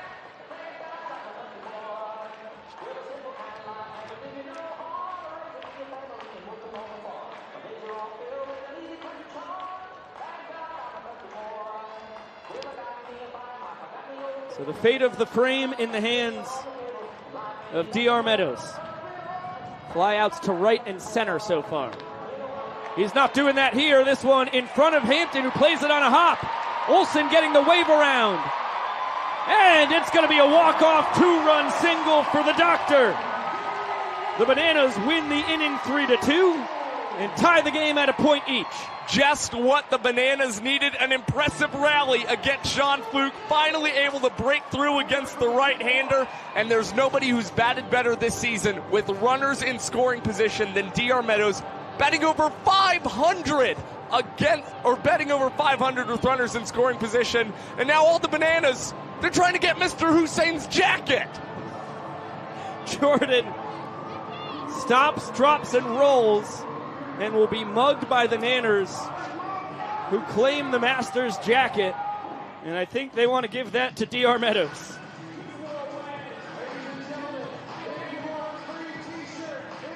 Another look at the inning-winning single. Hampton having trouble on the short hop, and that gives us a perfect opportunity to let you know about our second annual Zappos Banana Ball Sweepstakes. This time, a cruise is involved. You have to scan that QR code to enter the giveaway, which will end on April 27th. It's going to include 2 plane tickets to Miami, 3 nights in a hotel there, 2 tickets to the ball game in Miami on October 12th, and then a cabin aboard the first ever Bananaland at Sea cruise from the 14th through the 18th. It's going to be an absolutely wild scene. We hope that the odds are ever in your favor. Best of luck in the giveaway, and welcome into the broadcast booth with Josh Talevsky. I am Biko Scala. We are joined by our beloved friend, my roommate here in Durham, Mr. Cowboy Kyle Lewigs. We're in a different order. How about this? Does this feel a little weird to you guys, or do you guys are you still liking it? I like it. I love being in the middle. Okay. Yeah, this is really thrilling for me. I think it's really strong. Yeah, we had to put Kyle on the right for us in the booth because as my mic continues to go farther from my mouth here, yeah, I'll just fight in the good fight there. Kyle's headset, not a lot of leeway on that thing for our 6'4" friend. But we'll make it work. The Skull's going to ground out on the first pitch to Crosby, an attempt to break his bat in the dirt. I've got a couple of tidbits as Cornette's going to step in. I believe that was Mr. Gilmore's jacket that we were after. That was Happy Gilmore's jacket. In left field. Rack. Oh, what a catch by Robert Anthony Cruz. In the left field corner, he robs Cornette of extra bases. Quite the running grab from Rack as he was ranging into the corner in left field. That ball continued to fade away from him and looked like it might ricochet off of the glove. No, he hauls it in. One of the better plays we've seen from Rack. Again, continuously improving his defensive abilities out there in left. Boys, Andy's quickly ahead 0-2 here. With 2 quick outs. Joshie, that might have been quick. That is 1 minute and 1 second for Andy Archer. He now has the 3rd fastest inning in Banana Ball history. He just bumped me. He bumped you. I just got there. You are now number 4. I just got to the 3 spot, and now I'm going to have to reside in the 4 spot. Good for Andy, though. That's exactly what the doctor ordered. You got to hold on to it for nearly a full week. Let's get it down to the young professor for a little clean the dish. And I've got Greg. And how long have you guys been married? We've been married 7 years. All right, so you guys have done a lot of chores in your time, and we're going to see which of them is able to clean the dish a little bit better. Yeah, how about ladies first? Kate, would you like to be the first to clean the dish? Let's see what you got, girl. Here we go.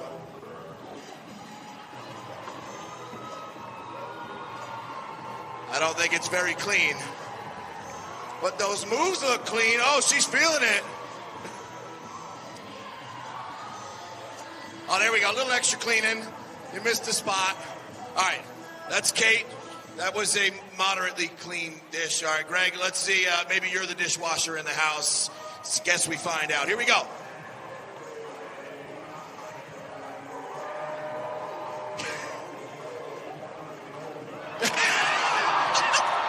Whoa!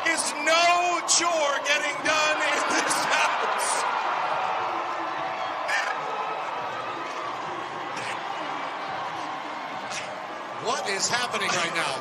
I don't know about the dish, but I feel dirty right now. It got dirtier. Fans, who cleaned it better? Was it Kate or was it Greg? Here is your winner. Give it up for Greg.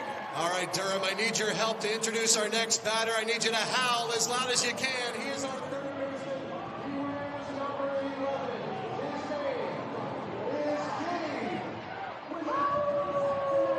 Facing Gabe Howell will be Dalton Potts, the first man out of the Party Animals bullpen. After Archer only takes a minute and 1 second to get through the top of the sixth. Ponce, just like Robert Anthony Cruz, out of Fontana, California.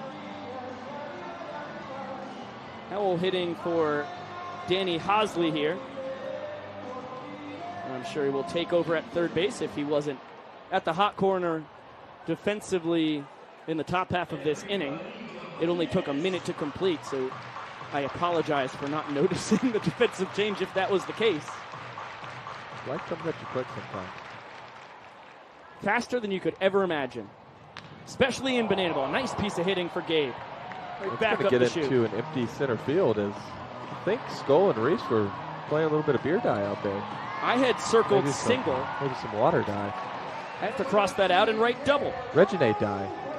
Just really good awareness from Gabe Howell, recognizing that Reese Hampton was trying to die up and then had to run out to center field to go and get that ball. And Howell aggressively using his speed to get into second. And the Bananas threatening to get a second straight point in back-to-back innings. Jake Skoll has flipped the beer dye table in protest of giving the inning-winning run an extra base. No more games, as the boys are going to boogie. Correct. No more games, but they will dance. Ponce, Baber, Acuff, and Hampton will break it down on the 0-1 offering and make it a ball and a strike. The powerful man out of Largo, Florida. Another look at the table flip. Yeah, that's the end of that fun. Yeah. See you later, beer dye. Good slider there for Ponce.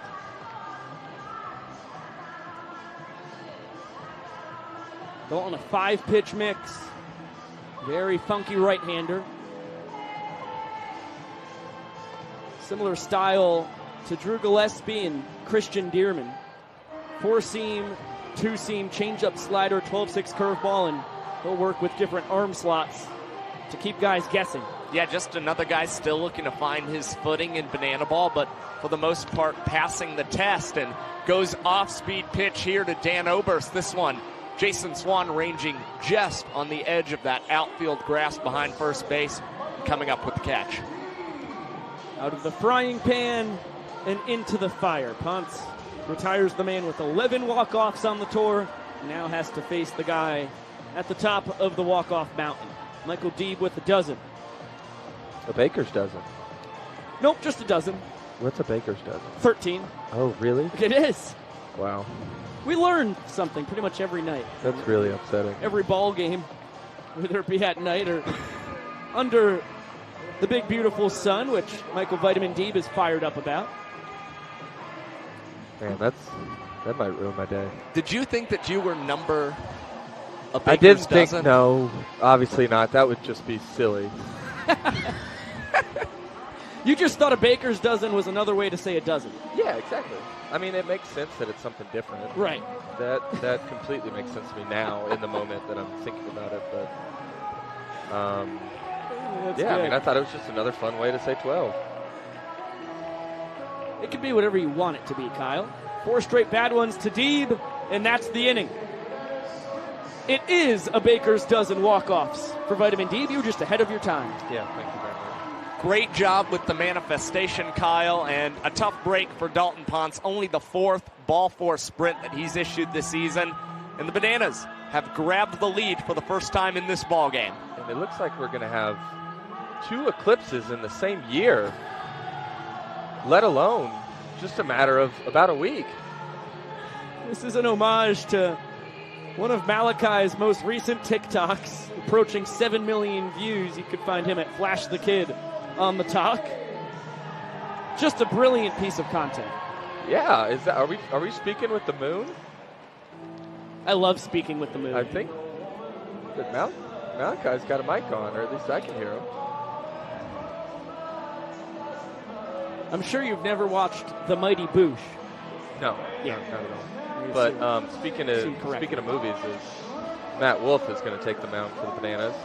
A couple of things I just wanted to touch on. That celebration in left where we took the jacket was probably one that I was most excited for all year, as that was Mr. Gilmore's jacket. We needed to get it back. And then, you know, another crazy thing that I never thought I would see is, you know, I was in a couple Masters pools, and I think early on I took Jordan Spieth as a favorite in the Masters, but I never thought Jordan Hussein had a shot to win it. But here we are on Sunday, and Hussein's taking home the green jacket. People were sleeping on his short game, but at the end of the day, that's what won him the green jacket. I mean, you know, you drive for show and you putt for dough is what my father always told me. And that is exactly how it worked out for Mr. Hussein. And Chuck knows golf. Everybody knows that. Take a look at the numbers from Matt Wolf on the year across 6 total appearances, 5 innings pitched. He's been fantastic. Yeah, Matt Wolf has done everything he's needed to do. Already threw one game. He threw Friday night here in Durham and got into a little bit of a jam, allowing, you know, a guy to reach base via hit, also hit a batter. And then with the bases loaded and only one out, it was Matt Wolf getting a hard hit ground ball, and Jackson Olsen and Ryan Cox turned a big double play for Wolfie to try and keep that game close for the Bananas. Comes in for 6, 7, and 8 in the Party Animals order. Tanner Thomas first to swing it, and he finds the 4-hole. Tough to get this guy out. Pair of 3-hit nights Friday and Saturday. He gets his first base knock here Sunday afternoon. Party Animals won the 3rd inning. They jumped out ahead by a point there. But now the Bananas have walked off back-to-back frames, the 5th and the 6th. As Hussein hits that one inside, 2-0 count. And finds the 6-hole. A couple well-placed bouncers for the Animals. They've got 2 aboard to begin the 7th. Yeah, that ball perfectly placed by Jordan Hussein through the 6-hole. Ryan Cox playing a little closer to the second base back, hoping to turn another double play with Jackson Olsen, but cost him as they're now 2 on with no outs for the Animals. And you touched on Jackson earlier being, you know, not only physically the hottest guy on the planet, but also hitting the baseball. All encompassing. Banana ball. Right. But I would argue to say that Dustin Baber's right up there with him. I mean, what do you have? 4 knocks last night. He's got a double today and a sprint. Fact. I mean, I do my research. I read up a little bit before I come up here. Yeah, you can start keeping the books, Kyle. Yeah, I actually don't know how to keep a book, Josh. I know that's really going to hurt your feelings, but I could take a couple good guesses. I was a big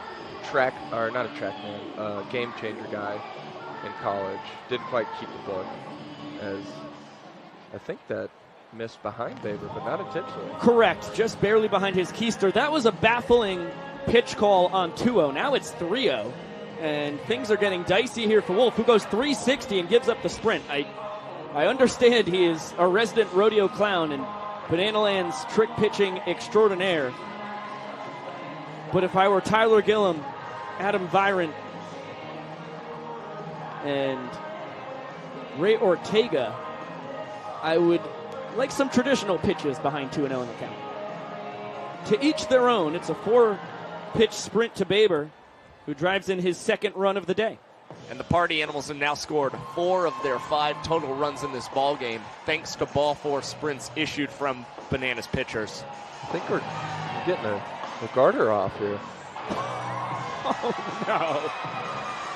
I cannot believe Garrett Delano is the man with the garter. Is Tanner Thomas trying to remove that with his mouth? He's going to let the hands do the dirty work. And Jake Skoll, the lucky guy to grab it. What does that signify? I've never been at a wedding where that actually happened. Never. I think I've been to 2 in my life, actually. How about that? And I've always just thought it was a fun little thing that they did. I'm sure it has some kind of meaning. It definitely does. To it, and I'm not, trying to play dumb here. I really, truthfully don't know. I've always thought it was pretty funny. I've always been more of a bouquet catching fella myself. Have you ever caught one, Josh? No, not yet. But you aspire to be a bouquet catching fella. I need all the luck I can get. Wolf's going to need all the luck he can get here. We've got to punch this donut guy out. Fisher a single and a sprint today, and he is plunked. That's not going to do it. Right in the middle of the calf. I don't think he knows where he's at. What is he doing? I think yep. There he is. Finds Anthony Coramato, who will direct him to his landing zone at first base. That pushes Baber up to second. Bags are juiced for a shirtless Jason Swan. And he's ahead of ball and no strikes. Pop out and a line out so far today for the Animals first baseman. As that one finds the outside corner. Nice frame from Jones Jr. That one rocked into left center field. It will drive in Hussein. As Bronson Ballhome, pinch running for Baber, holds up at third. And the merry-go-round keeps a turning. 2 runs for the Animals, still no outs.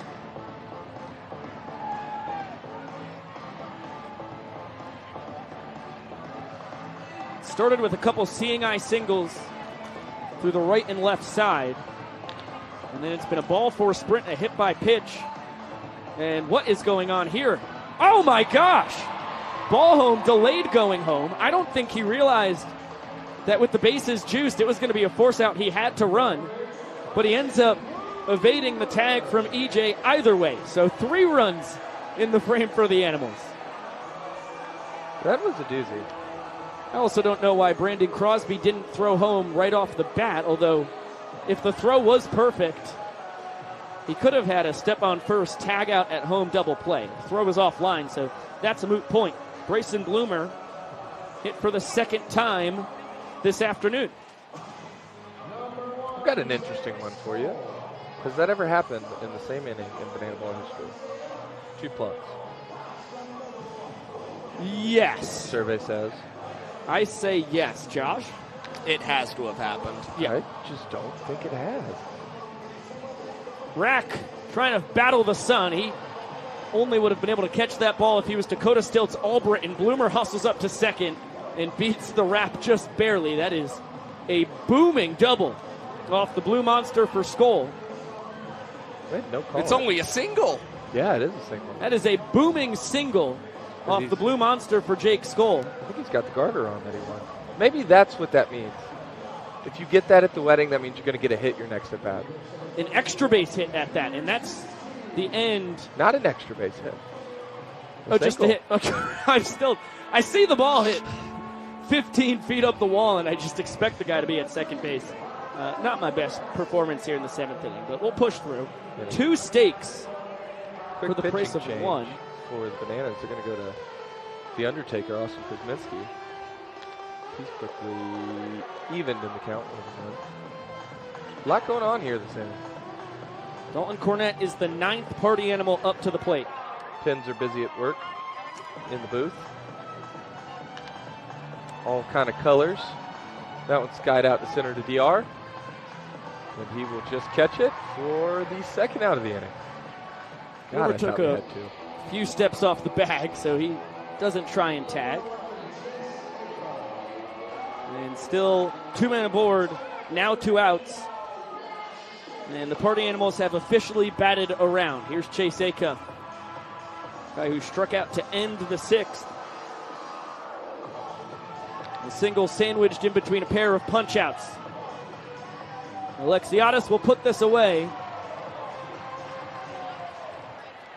And that staunches the bleeding in the 7th. The 5 spot for the Animals as we welcome in Malachi Mitchell to the broadcast, about to try and be successful and outdash the Flash.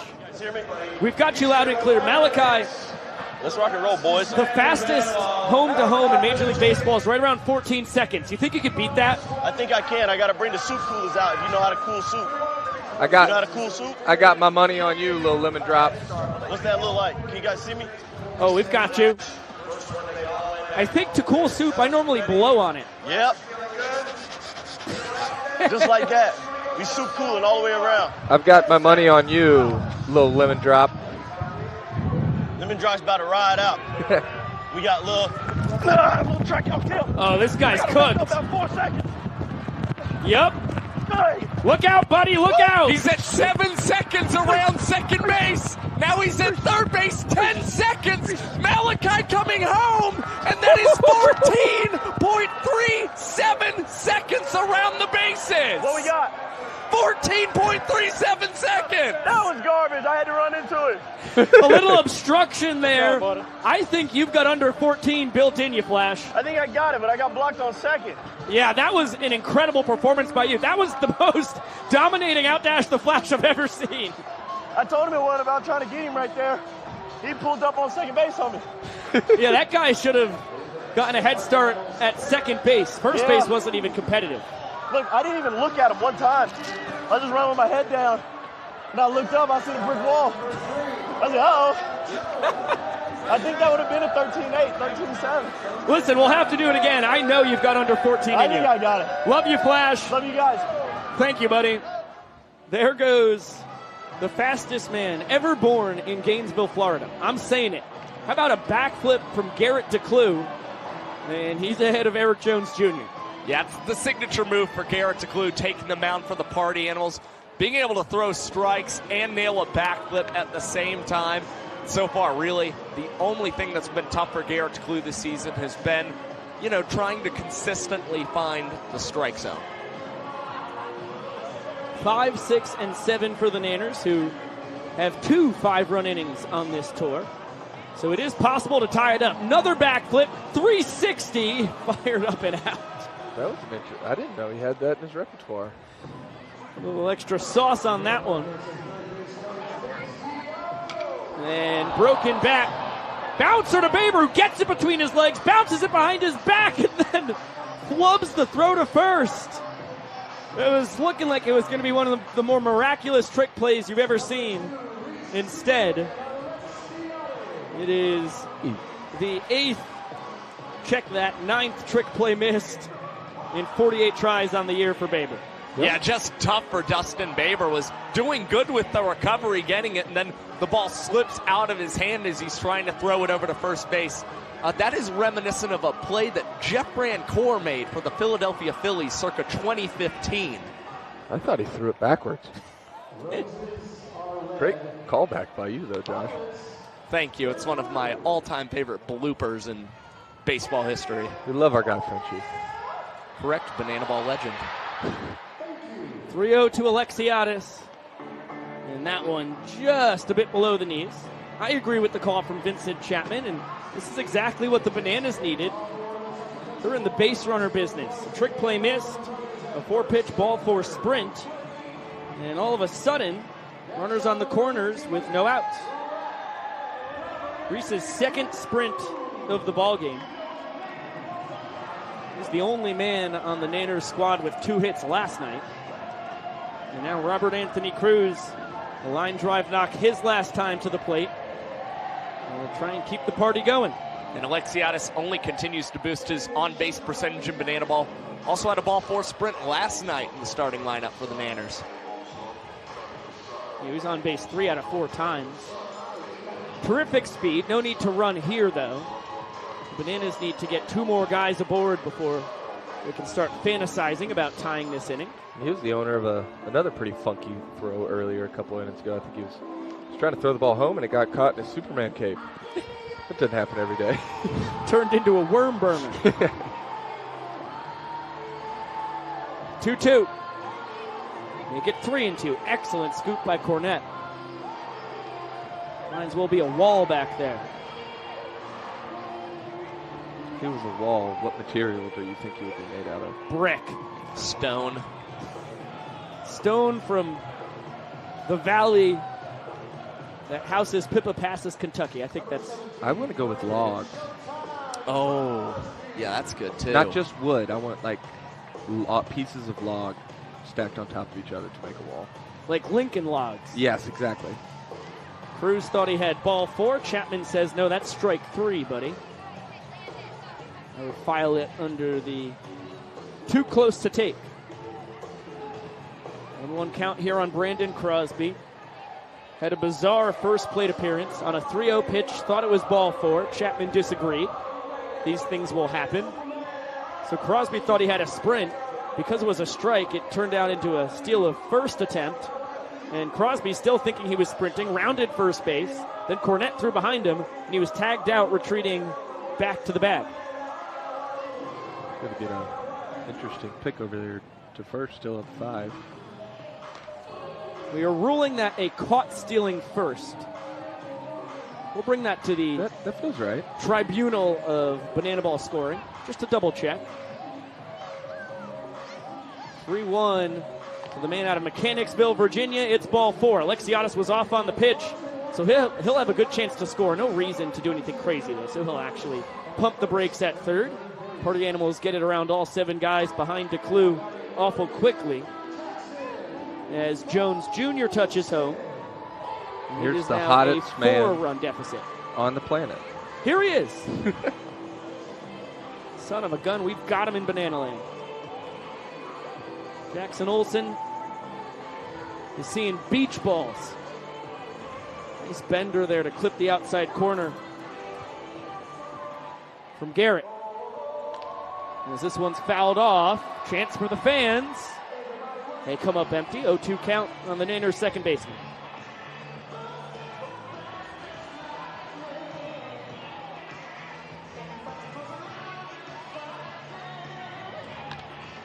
Another foul ball.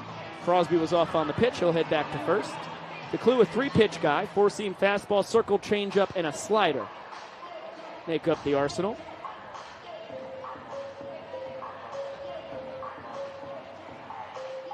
Western Nebraska Community College and then the University of the Cumberlands.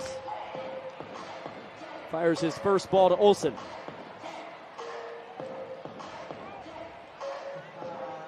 ACO Harrison jerking and twerking while coaching third base.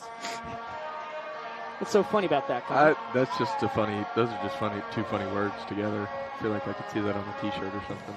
Steve, please, if you're watching this, we don't need that as a t-shirt. I just think it would be funny. Good work by DeClue. Ties up the great 8 and has his second strikeout of the inning. We're going to have a pinch hitter here. Not just any pinch hitter. He is the tallest man in sports. Try and find one taller. It'll be a waste of your time. Dakota Stiltz Albritton 10 feet 9 inches with the help of his 5-foot leg extenders. And ironically enough, facing one of the shorter men that we have to offer. That is exactly right. DeClue just 5'7" out there on the mound. And Dakota Stiltz Albritton hits this one into left field. His second hit of the tour and brings across his first RBI this season. Correct. Stiltz had a walk-off last weekend, but it was on the only error of Chase Acuff's season. So it ended up not getting him a ribeye. Pinch hitting for Coxey. He grabs the stake there. Doing a good job of passing the bat as the Bananas are, for the first time this inning, going to have a chance to tie it up here. It'll be up to D.R. Meadows, looking for his first home run of the season. Nice stop by Cornette once again. The Lincoln Logs wall of Pippa passes. That's the one. That's it.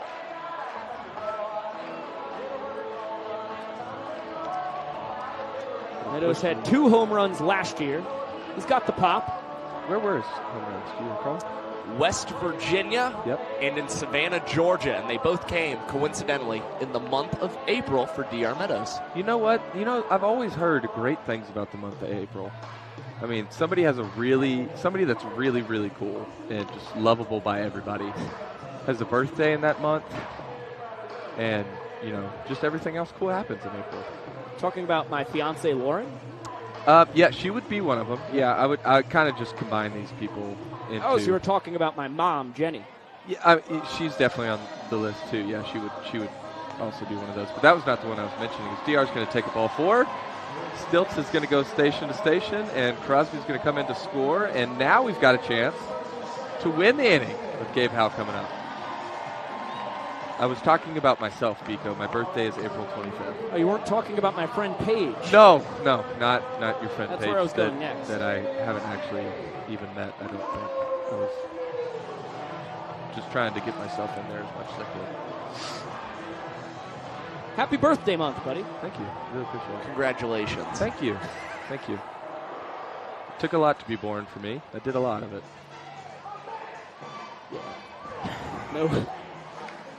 No hard work for Vicky at all. Ooh. That one just misses. I don't know where that one missed. Good hitters count for Gabe, and I've got my yard card out. Howell with 17 home runs in the Pioneer League last summer. He's got a 3-0 count now. Inning tying run at first. Be interesting to see if Stilts could score from second here. Big lead. Has a massive lead at second base, and he's going to try and come go around for to it. score his first run of the season, and it is going to happen for Dakota Stilts. Britton gets around and touches home plate for the first time in his banana ball career. He was literally talking 2 nights ago about coming so close to scoring, and at long last, you see it in a big old grin on his face. Kids, if you are watching at home, they say it takes a good secondary to score from second, but sometimes all it takes is 2 very tall Stilts and a heck of a confident lead. Do you believe in miracles? Are you kidding me? And the Bananas are 1 run away from tying up this inning. The Clue and the Party Animals trying to hold on for dear life. Dan Oberst is the 9th banana to swing it. And DeClue is 1 strike away from escaping. Inning-winning run at first. The tying run 90 feet from scoring. 1-2. And they get 2 balls and 2 strikes. Wish I had my yard card so I could play it again. But it just doesn't work like that. Unfortunately. Gabe off on the pitch. How about that through the right side? Howell was off on the pitch. It was placed right where Baber was positioned. And it's a 5-run bottom of the 7th. We're not at 5 runs apiece. And the inning-winning run is at 3rd as the Bananas have batted around. Just an unreal series of events. A heck of a way for the Bananas to respond after Matt Wolf just did not have his best stuff. And immediately on Garrett DeClue's first pitch, Dan Oberst moves up and takes second base.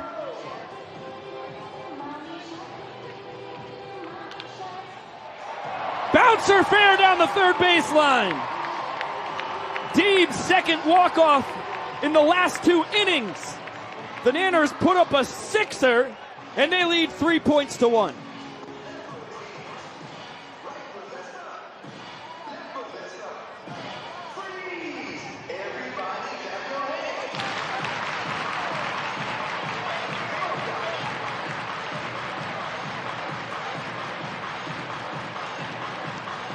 Everybody clapping their hands. Well, Stilts does that. It is the most runs scored in 1 inning in Banana Ball history. 11 between the 2 teams. As the 7th inning was absolutely out of its mind.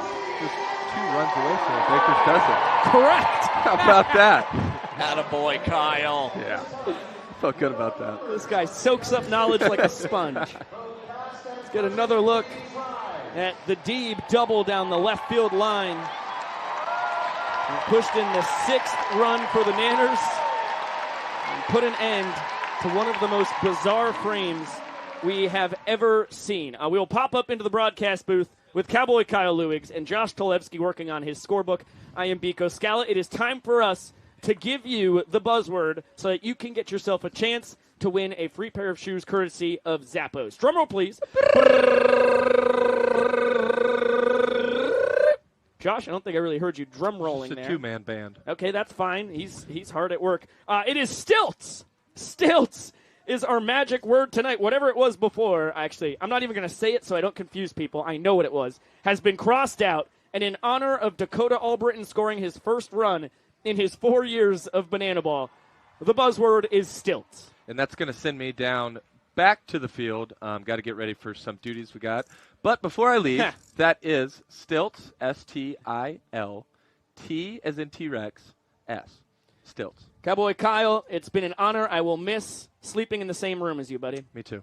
Josh, keep doing your thing, man. Always a pleasure, Kyle. Maybe once we get off the bus in Savannah tonight, I'll shoot him a text, see if he wants me to come over. Could probably roll out our sleeping bag. That's our ring dude, you know. That's our guy. Yeah, we'll see him next on top of the Bananas dugout. Austin Krasminski offering an audition tape for why he could be a ring dude in the future. Tanner Thomas thinks about trying to steal first. He made a good decision to stay put.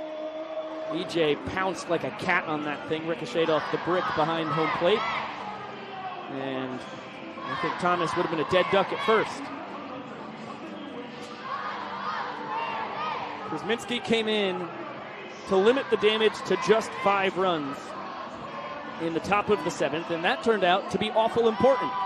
Yep, faced 2 batters through 5 pitches and got the 2 outs the Bananas desperately needed.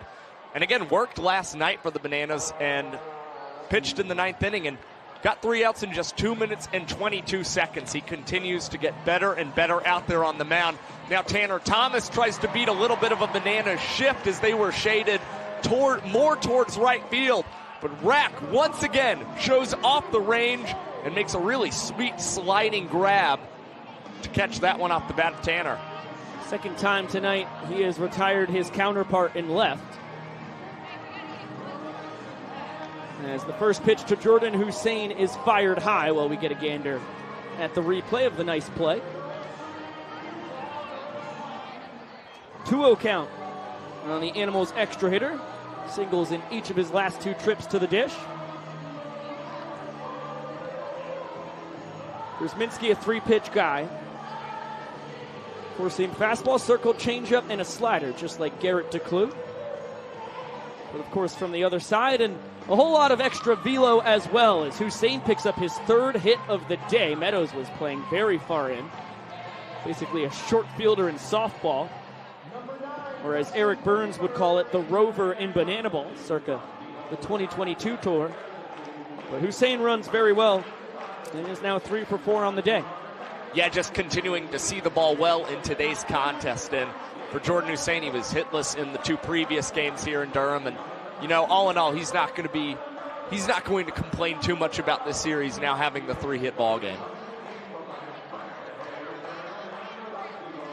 There's Dustin Baber. Hussein took his batting average today from 182 up to 318. Says he came in 4 for 18. Now he's 7 for 22. As Baber flies out to Alexiadis, it makes him 1 for 2 on the night. A double, 2 ball, 4 sprints, 2 runs driven in. And his spot in the order has scored 3 times. Only one of those was Dustin. 2 of them was Bronson Ballholm. As Fisher out in front of this one, pops it foul. Showtime with room, down to a double knee, and comes away with the fine play. And another sub-3-minute inning for Austin Krasminski, racking up a lot of them lately. He gets out of the frame in 2 minutes and 53 seconds and keeps the Party Animals off the board. Another look at the 9th trick play of the year for Brandon Crosby. A trick play because he got the knees down before he got the ball. And Krasminski has picked up 5 enormous outs for the Nanners without allowing any runs himself. They take a 2-point lead to the bottom of the 8th inning as Princess Potassia leads us in a little daytime yellow. Certainly does not hit the same as it does with the sun down. Still delightful to see the lights blaring throughout Durham Bulls Athletic Park this afternoon. Just about as good a venue for banana ball as you could ever dream of. This is the 30th year of DBAP's existence. Became the AAA affiliate of the Tampa Bay Rays in 1998 because of how fantastic this ballpark is, and of course because of the smash hit Bull Durham. Princess Potassia getting to lead yellow. 4th time you've got to do it all year. Got to make you feel pretty cool, huh? We love you so much, Banana Nation. Now let's go, Bananas! I guess she didn't hear my question right off the bat. I think you might have jumped the gun just a bit. No, I think Princess Potassia was late. Oh, the wires got a little crossed? I think she was late. I was right on time. Let's get a look at Connor Higgins. Big Butter taking over for the Party Animals. 6'7" southpaw with a powerful heater. Averages about 93 to 94. Has touched 98 before. And ahead of Eric Jones Jr., 0-1. And has recorded his first sub-2-minute inning of his banana ball career this season for the Party Animals. And quickly getting ahead of Eric Jones Jr., 0-2. That's what you like to see from Butter. He's made a lot of moves to work on his control and continue to enhance it. And here he's going to get a pop fly. This one fading into the seats. Fans will have a chance at it, and no catch made from the fans. So Higgins stays ahead, 0-2 here to EJ. Going to sound like a broken record, but this is our 3rd straight pitcher entering into the game with a 3-pitch mix of fastball, slider, changeup. That one just barely foul. Boy, EJ has been flirting with a couple extra base hits down that 3rd base line. Baseball, and of course, banana ball, games of inches. And for Connor Higgins, looking to become the first man out of this Party Animals pen not to allow a walk-off to the Savannah Bananas in today's contest. Yeah, Fluke was fantastic.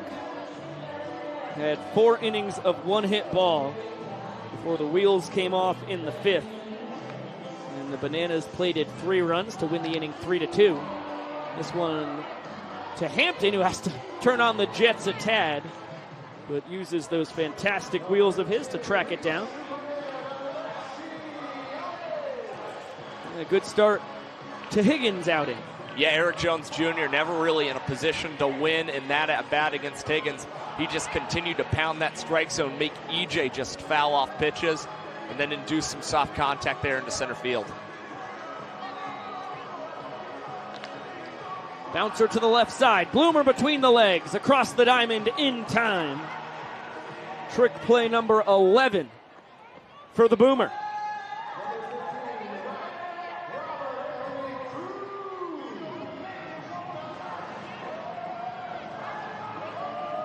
Alexiadis has only been retired twice tonight. 2 sprints sandwiched in between 2 groundouts to the left side. He's given Acuff and Bloomer a trick play each.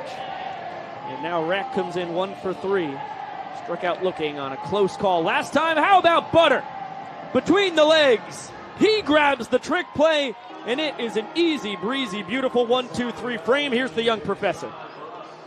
Now our gaze upon the scoreboard heading into the top of the 9th inning. The score is 1 point for the Party Animals, 3 points for the Savannah Bananas. But folks, here is the thing about the game of banana ball.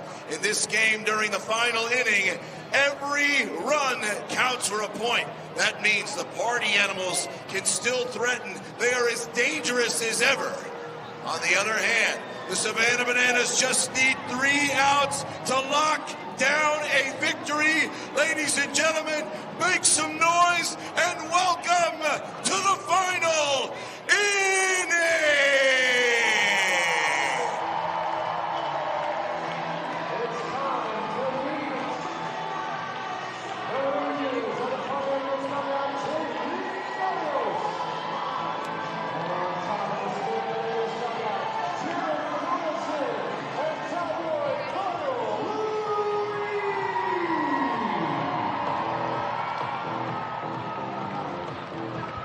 Connor Higgins grabs the first trick play of his banana ball career, which spans half of last year's tour, all of this one. Last year with the Nanners, this year with the Bad Boys of Banana Land. And that keeps the Bananas off the board. Quick inning, too, for the kid. Yeah, 2 minutes and 29 seconds for Big Butter again. He's pounding the zone more, and it's allowing him to work through innings much quicker. And for Danny Hosley, again, just one of the most impressive pitching resumes that we've ever seen in this sport, seeking his 9th save this season in 10 opportunities. And for Hosley, just continuing to rack up strikeouts. He struck out 28% of the batters that he's faced. And some of the advanced metrics say that Hosley's earned run average should be even lower than it actually is, just because he's controlling all the things that he needs to, his hit by pitches, his ball four sprints. Jason Swan extends the zone slightly, the 5-year man out of Georgia Southern. Gives Hosley a strike, 1-1 now. And this one looped towards right center. Meadows and Alexiadis converge. It falls between them.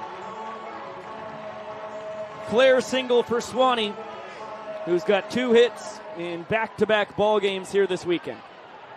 After getting the night off on Friday night, still nursing a sore leg that he strained in Savannah last weekend. He'll be pinch run for by Bronson Ballholm, the Party Animals' designated runner. And just like that, Reese Hampton with 2 homers on the year. One of them 2 nights ago here in Durham represents the game's tying run.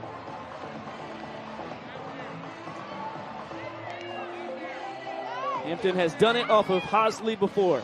His first ding-dong in 2024 was on the campus of LSU. Tied a game at 4 against Hosley with 1 out in the 9th. And of course, the most legendary out-of-the-park home run ever in Banana Ball history, Hampton had in Brockton, Massachusetts last year, the only that has ever been hit in tiebreaker showdowns. He takes 4 straight balls, and the plot thickens here in the top of the 9th. The game's tying run on first. The game's go-ahead run represented by Bryson Bloomer at the dish, who had 2 home runs last night. Yeah, it's a really tough situation, and Hosley found himself in one there against Reese Hampton. When you fall behind 3-0, you don't know what's better, whether to just issue the ball for sprint or whether to possibly just get one down the middle and hope that Reese Hampton doesn't take you deep for a 3rd time. Hosley scrapes the top of the zone. Close pickoff play over at first, but Hampton back safely. Reese 4 for 5 in his stolen base tries on the tour. This one popped right side. Olsen, Crosby, and Alexiadis, none of them can get to it. It'll be an 0-2 to Bloomer, who's been plunked twice today and has struck out swinging twice. He has 20 runs driven in. This is his 20th game of the year.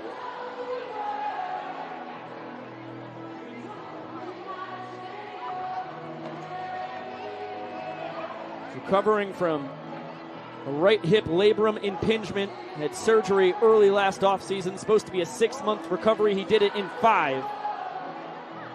And took him a couple weeks to get back in the full swing of things. Just in the last 2 weeks, he's had 2 6 RBI games, the only man to ever do it. Yeah, it finally feels like Bryson Bloomer fully healthy and very dangerous at the plate. And I can't see the Party Animals moving him out of the top 4 spots in this lineup as he pops this one up. Everybody scatters away from the Bananas dugout, and Brandon Crosby comes down with the catch, and the Bananas flip over to first base and have doubled up Reese Hampton, who was trying to get back. That is a very rare base running blunder from the former Tigers and Diamondbacks minor leaguer. He was taking his time, thought that thing was going to be out of play, and Hosley on the bare hand just barely beats him to the bag off the flip from Showtime. The inning all of a sudden feels very different. Jake Skoll now represents the game's tying run. Yeah, that is crushing when it comes to the momentum for the Party Animals. You could see Reese Hampton just with hands on the helmet there, very disgusted at his decision.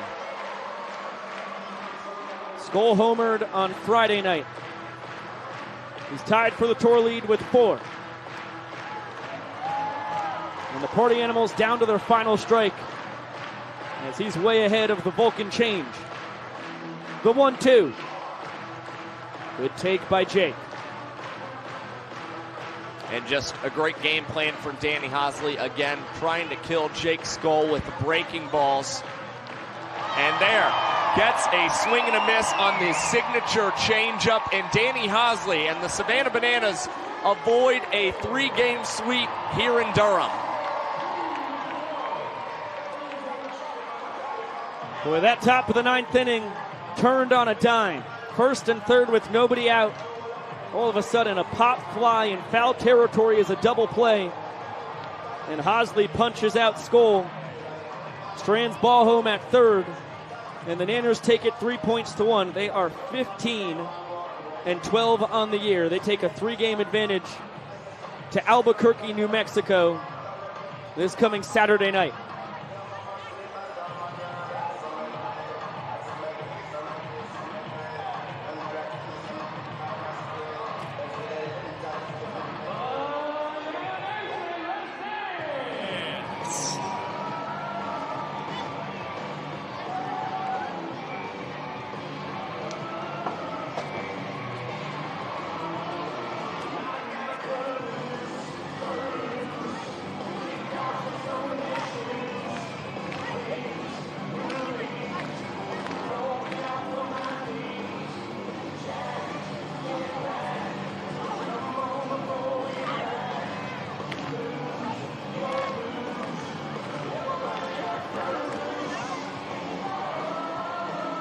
Time to meet your Banana Squad.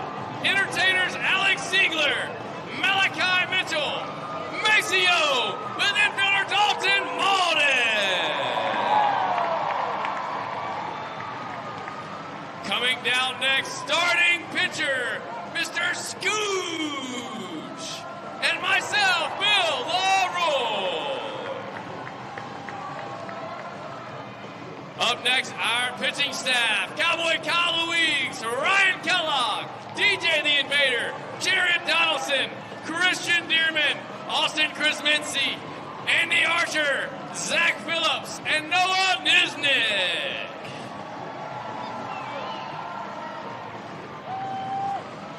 And now the boys that do it all, our utility players, Eric Jones and Danny Hosley.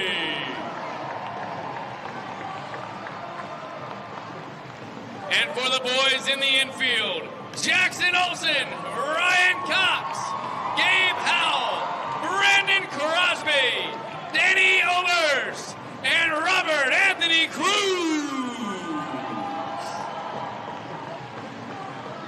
And for the boys in the outfield, D.R. Meadows, Noah Bridges, Reese Alexiadis, and Michael D. Our wonderful coaches, Ray Ortega, Adam Byron, and Tyler Gillum. And the tallest man in sports, Dakota Stilts Albritton.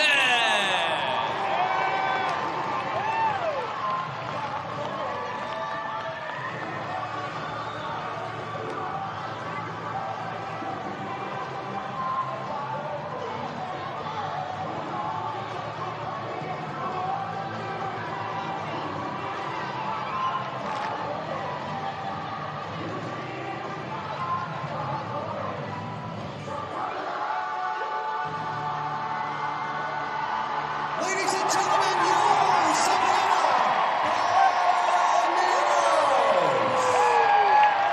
Durham, North Carolina. To say you've been amazing is not giving you enough credit. You are incredible crowds. All weekend long, we love you so much, and that is why this party is not over.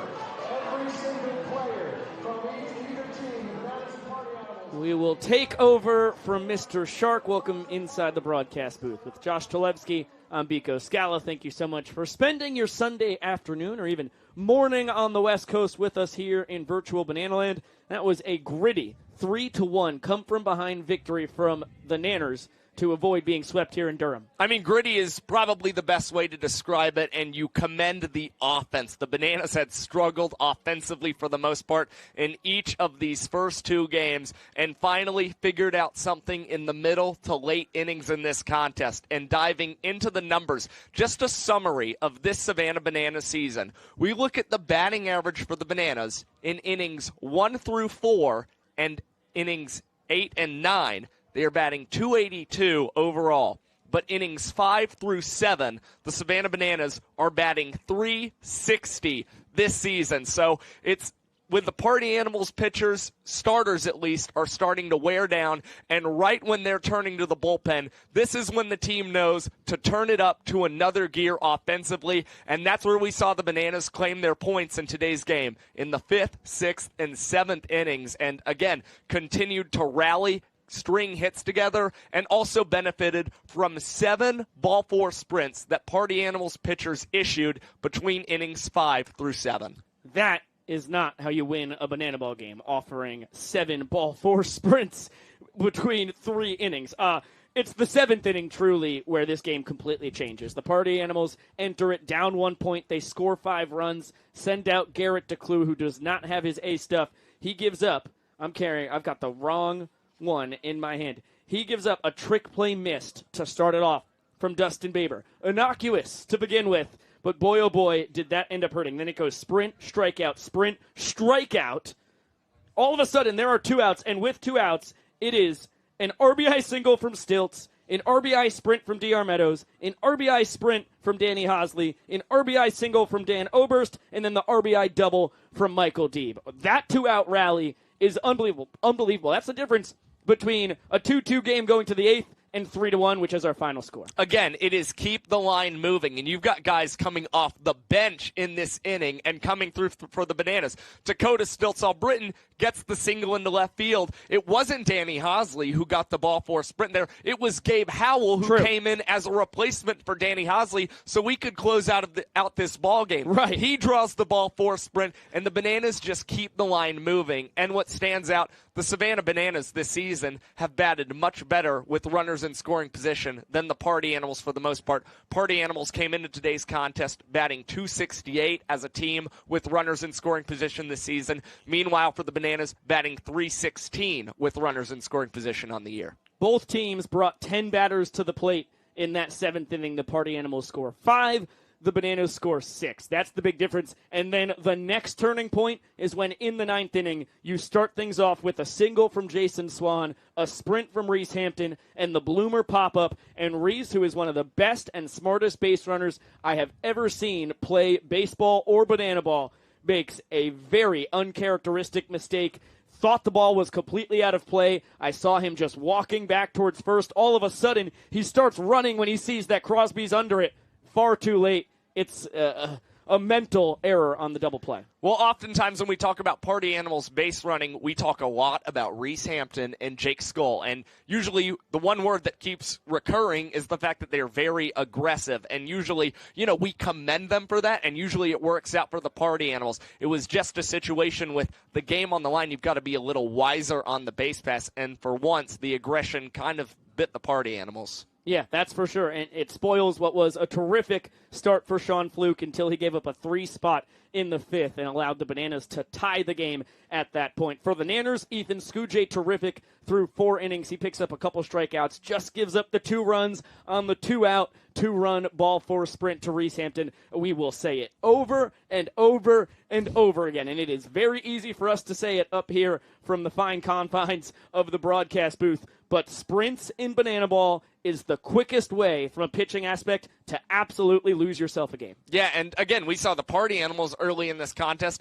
getting most of their runs because Bananas pitchers were issuing ball 4 sprints with runners in scoring position. Yep. So just a really tough day all around from most pitchers in dealing with the control out here on the mound, but probably something that will be an area of focus as we go to Albuquerque next weekend. And for the Party Animals, Bananas are now up 3 on them in this season series, and so they'll really need to try and win both games in New Mexico to try and get within 1 game of the Bananas. Yeah, we will be Mountain Time, as it says on the graphic below. So that will be 2 hours behind what we have going on the East Coast. Saturday night will be on Bally Live and Stadium. Sunday will be back on YouTube. Correct me if I'm wrong, Chad Reese. That is approved by our coordinating producer. So make sure stay locked to Banana's social medias. We will be throwing out all kinds of links to watchstadiumlive.com if that's where you have to watch, because that is where you will have to be going if you're an international viewer. And then, of course, the Watch Bally Live with Rewards app for folks on the smart TVs. You can also get it on the Bally Live Roku channel. There is a myriad of ways to find Saturday's game. You just got to pick the best one for you. We got to give away a pair of shoes courtesy of our friends over at Zappos. Drum roll, please. David Moran, congratulations on your new pair of shoes. Thanks to our fierce friends over at Zappos. Quickly running through the crew that makes this thing happen before we pack it all up and pop on some buses to drive back to the hostess city of the South tonight. On the first base cam, getting two incredible up-close shots of Brandon Crosby catching foul balls right up in her kitchen. That would be the Iron Horse of Bananas Television, Miss Emerson Elmgren. Across the diamond on third base, Danny George. Danny George. One of my best friends from Saugerties is named Dan George.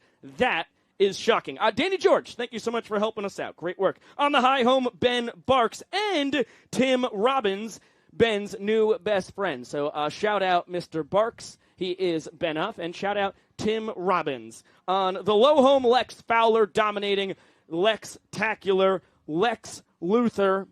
Lexpert. Yeah. The Lexpert. The Lexpert, that's right. Battlestar Galactica.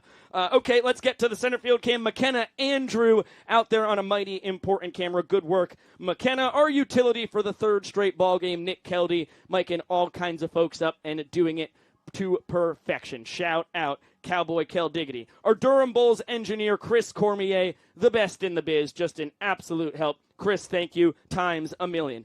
Back in the hostess city of the South, in the control room in Savannah, Kylie Sadamka was our director tonight. She called all the right shots, and our technical director, Griffin Ellis, pressed all the right buttons. Dynamic duo number 1 right there. On the replay, Keegan Woods and Emma Bates. Two replay operators. There is dynamic duo number 2. On the audio, Katie Duke dominating on the 1s and the 2s. The score bug handled terrifically by Mr. Kwanzi. One name, you know him, you love him. And then the statistics on the graphics was run by Mikey O'Connor. The graphics that were being sent out was handled by Julia Massey. Not just one, but 2 people dominating the graphics. That's our third dynamic duo. Big shout out to Drake Toll and Clayton Franklin. I know they killed it down on the Party Animals dugout for the second ever Party Animals dugout broadcast. That one on the Party Animals YouTube. In case you were living with us and want to see that, it will be up there forever, so you can watch that at your leisure. Our moderators in the chat would be Colbyte _ and Scott Thompson. You know them, you love them. They're the best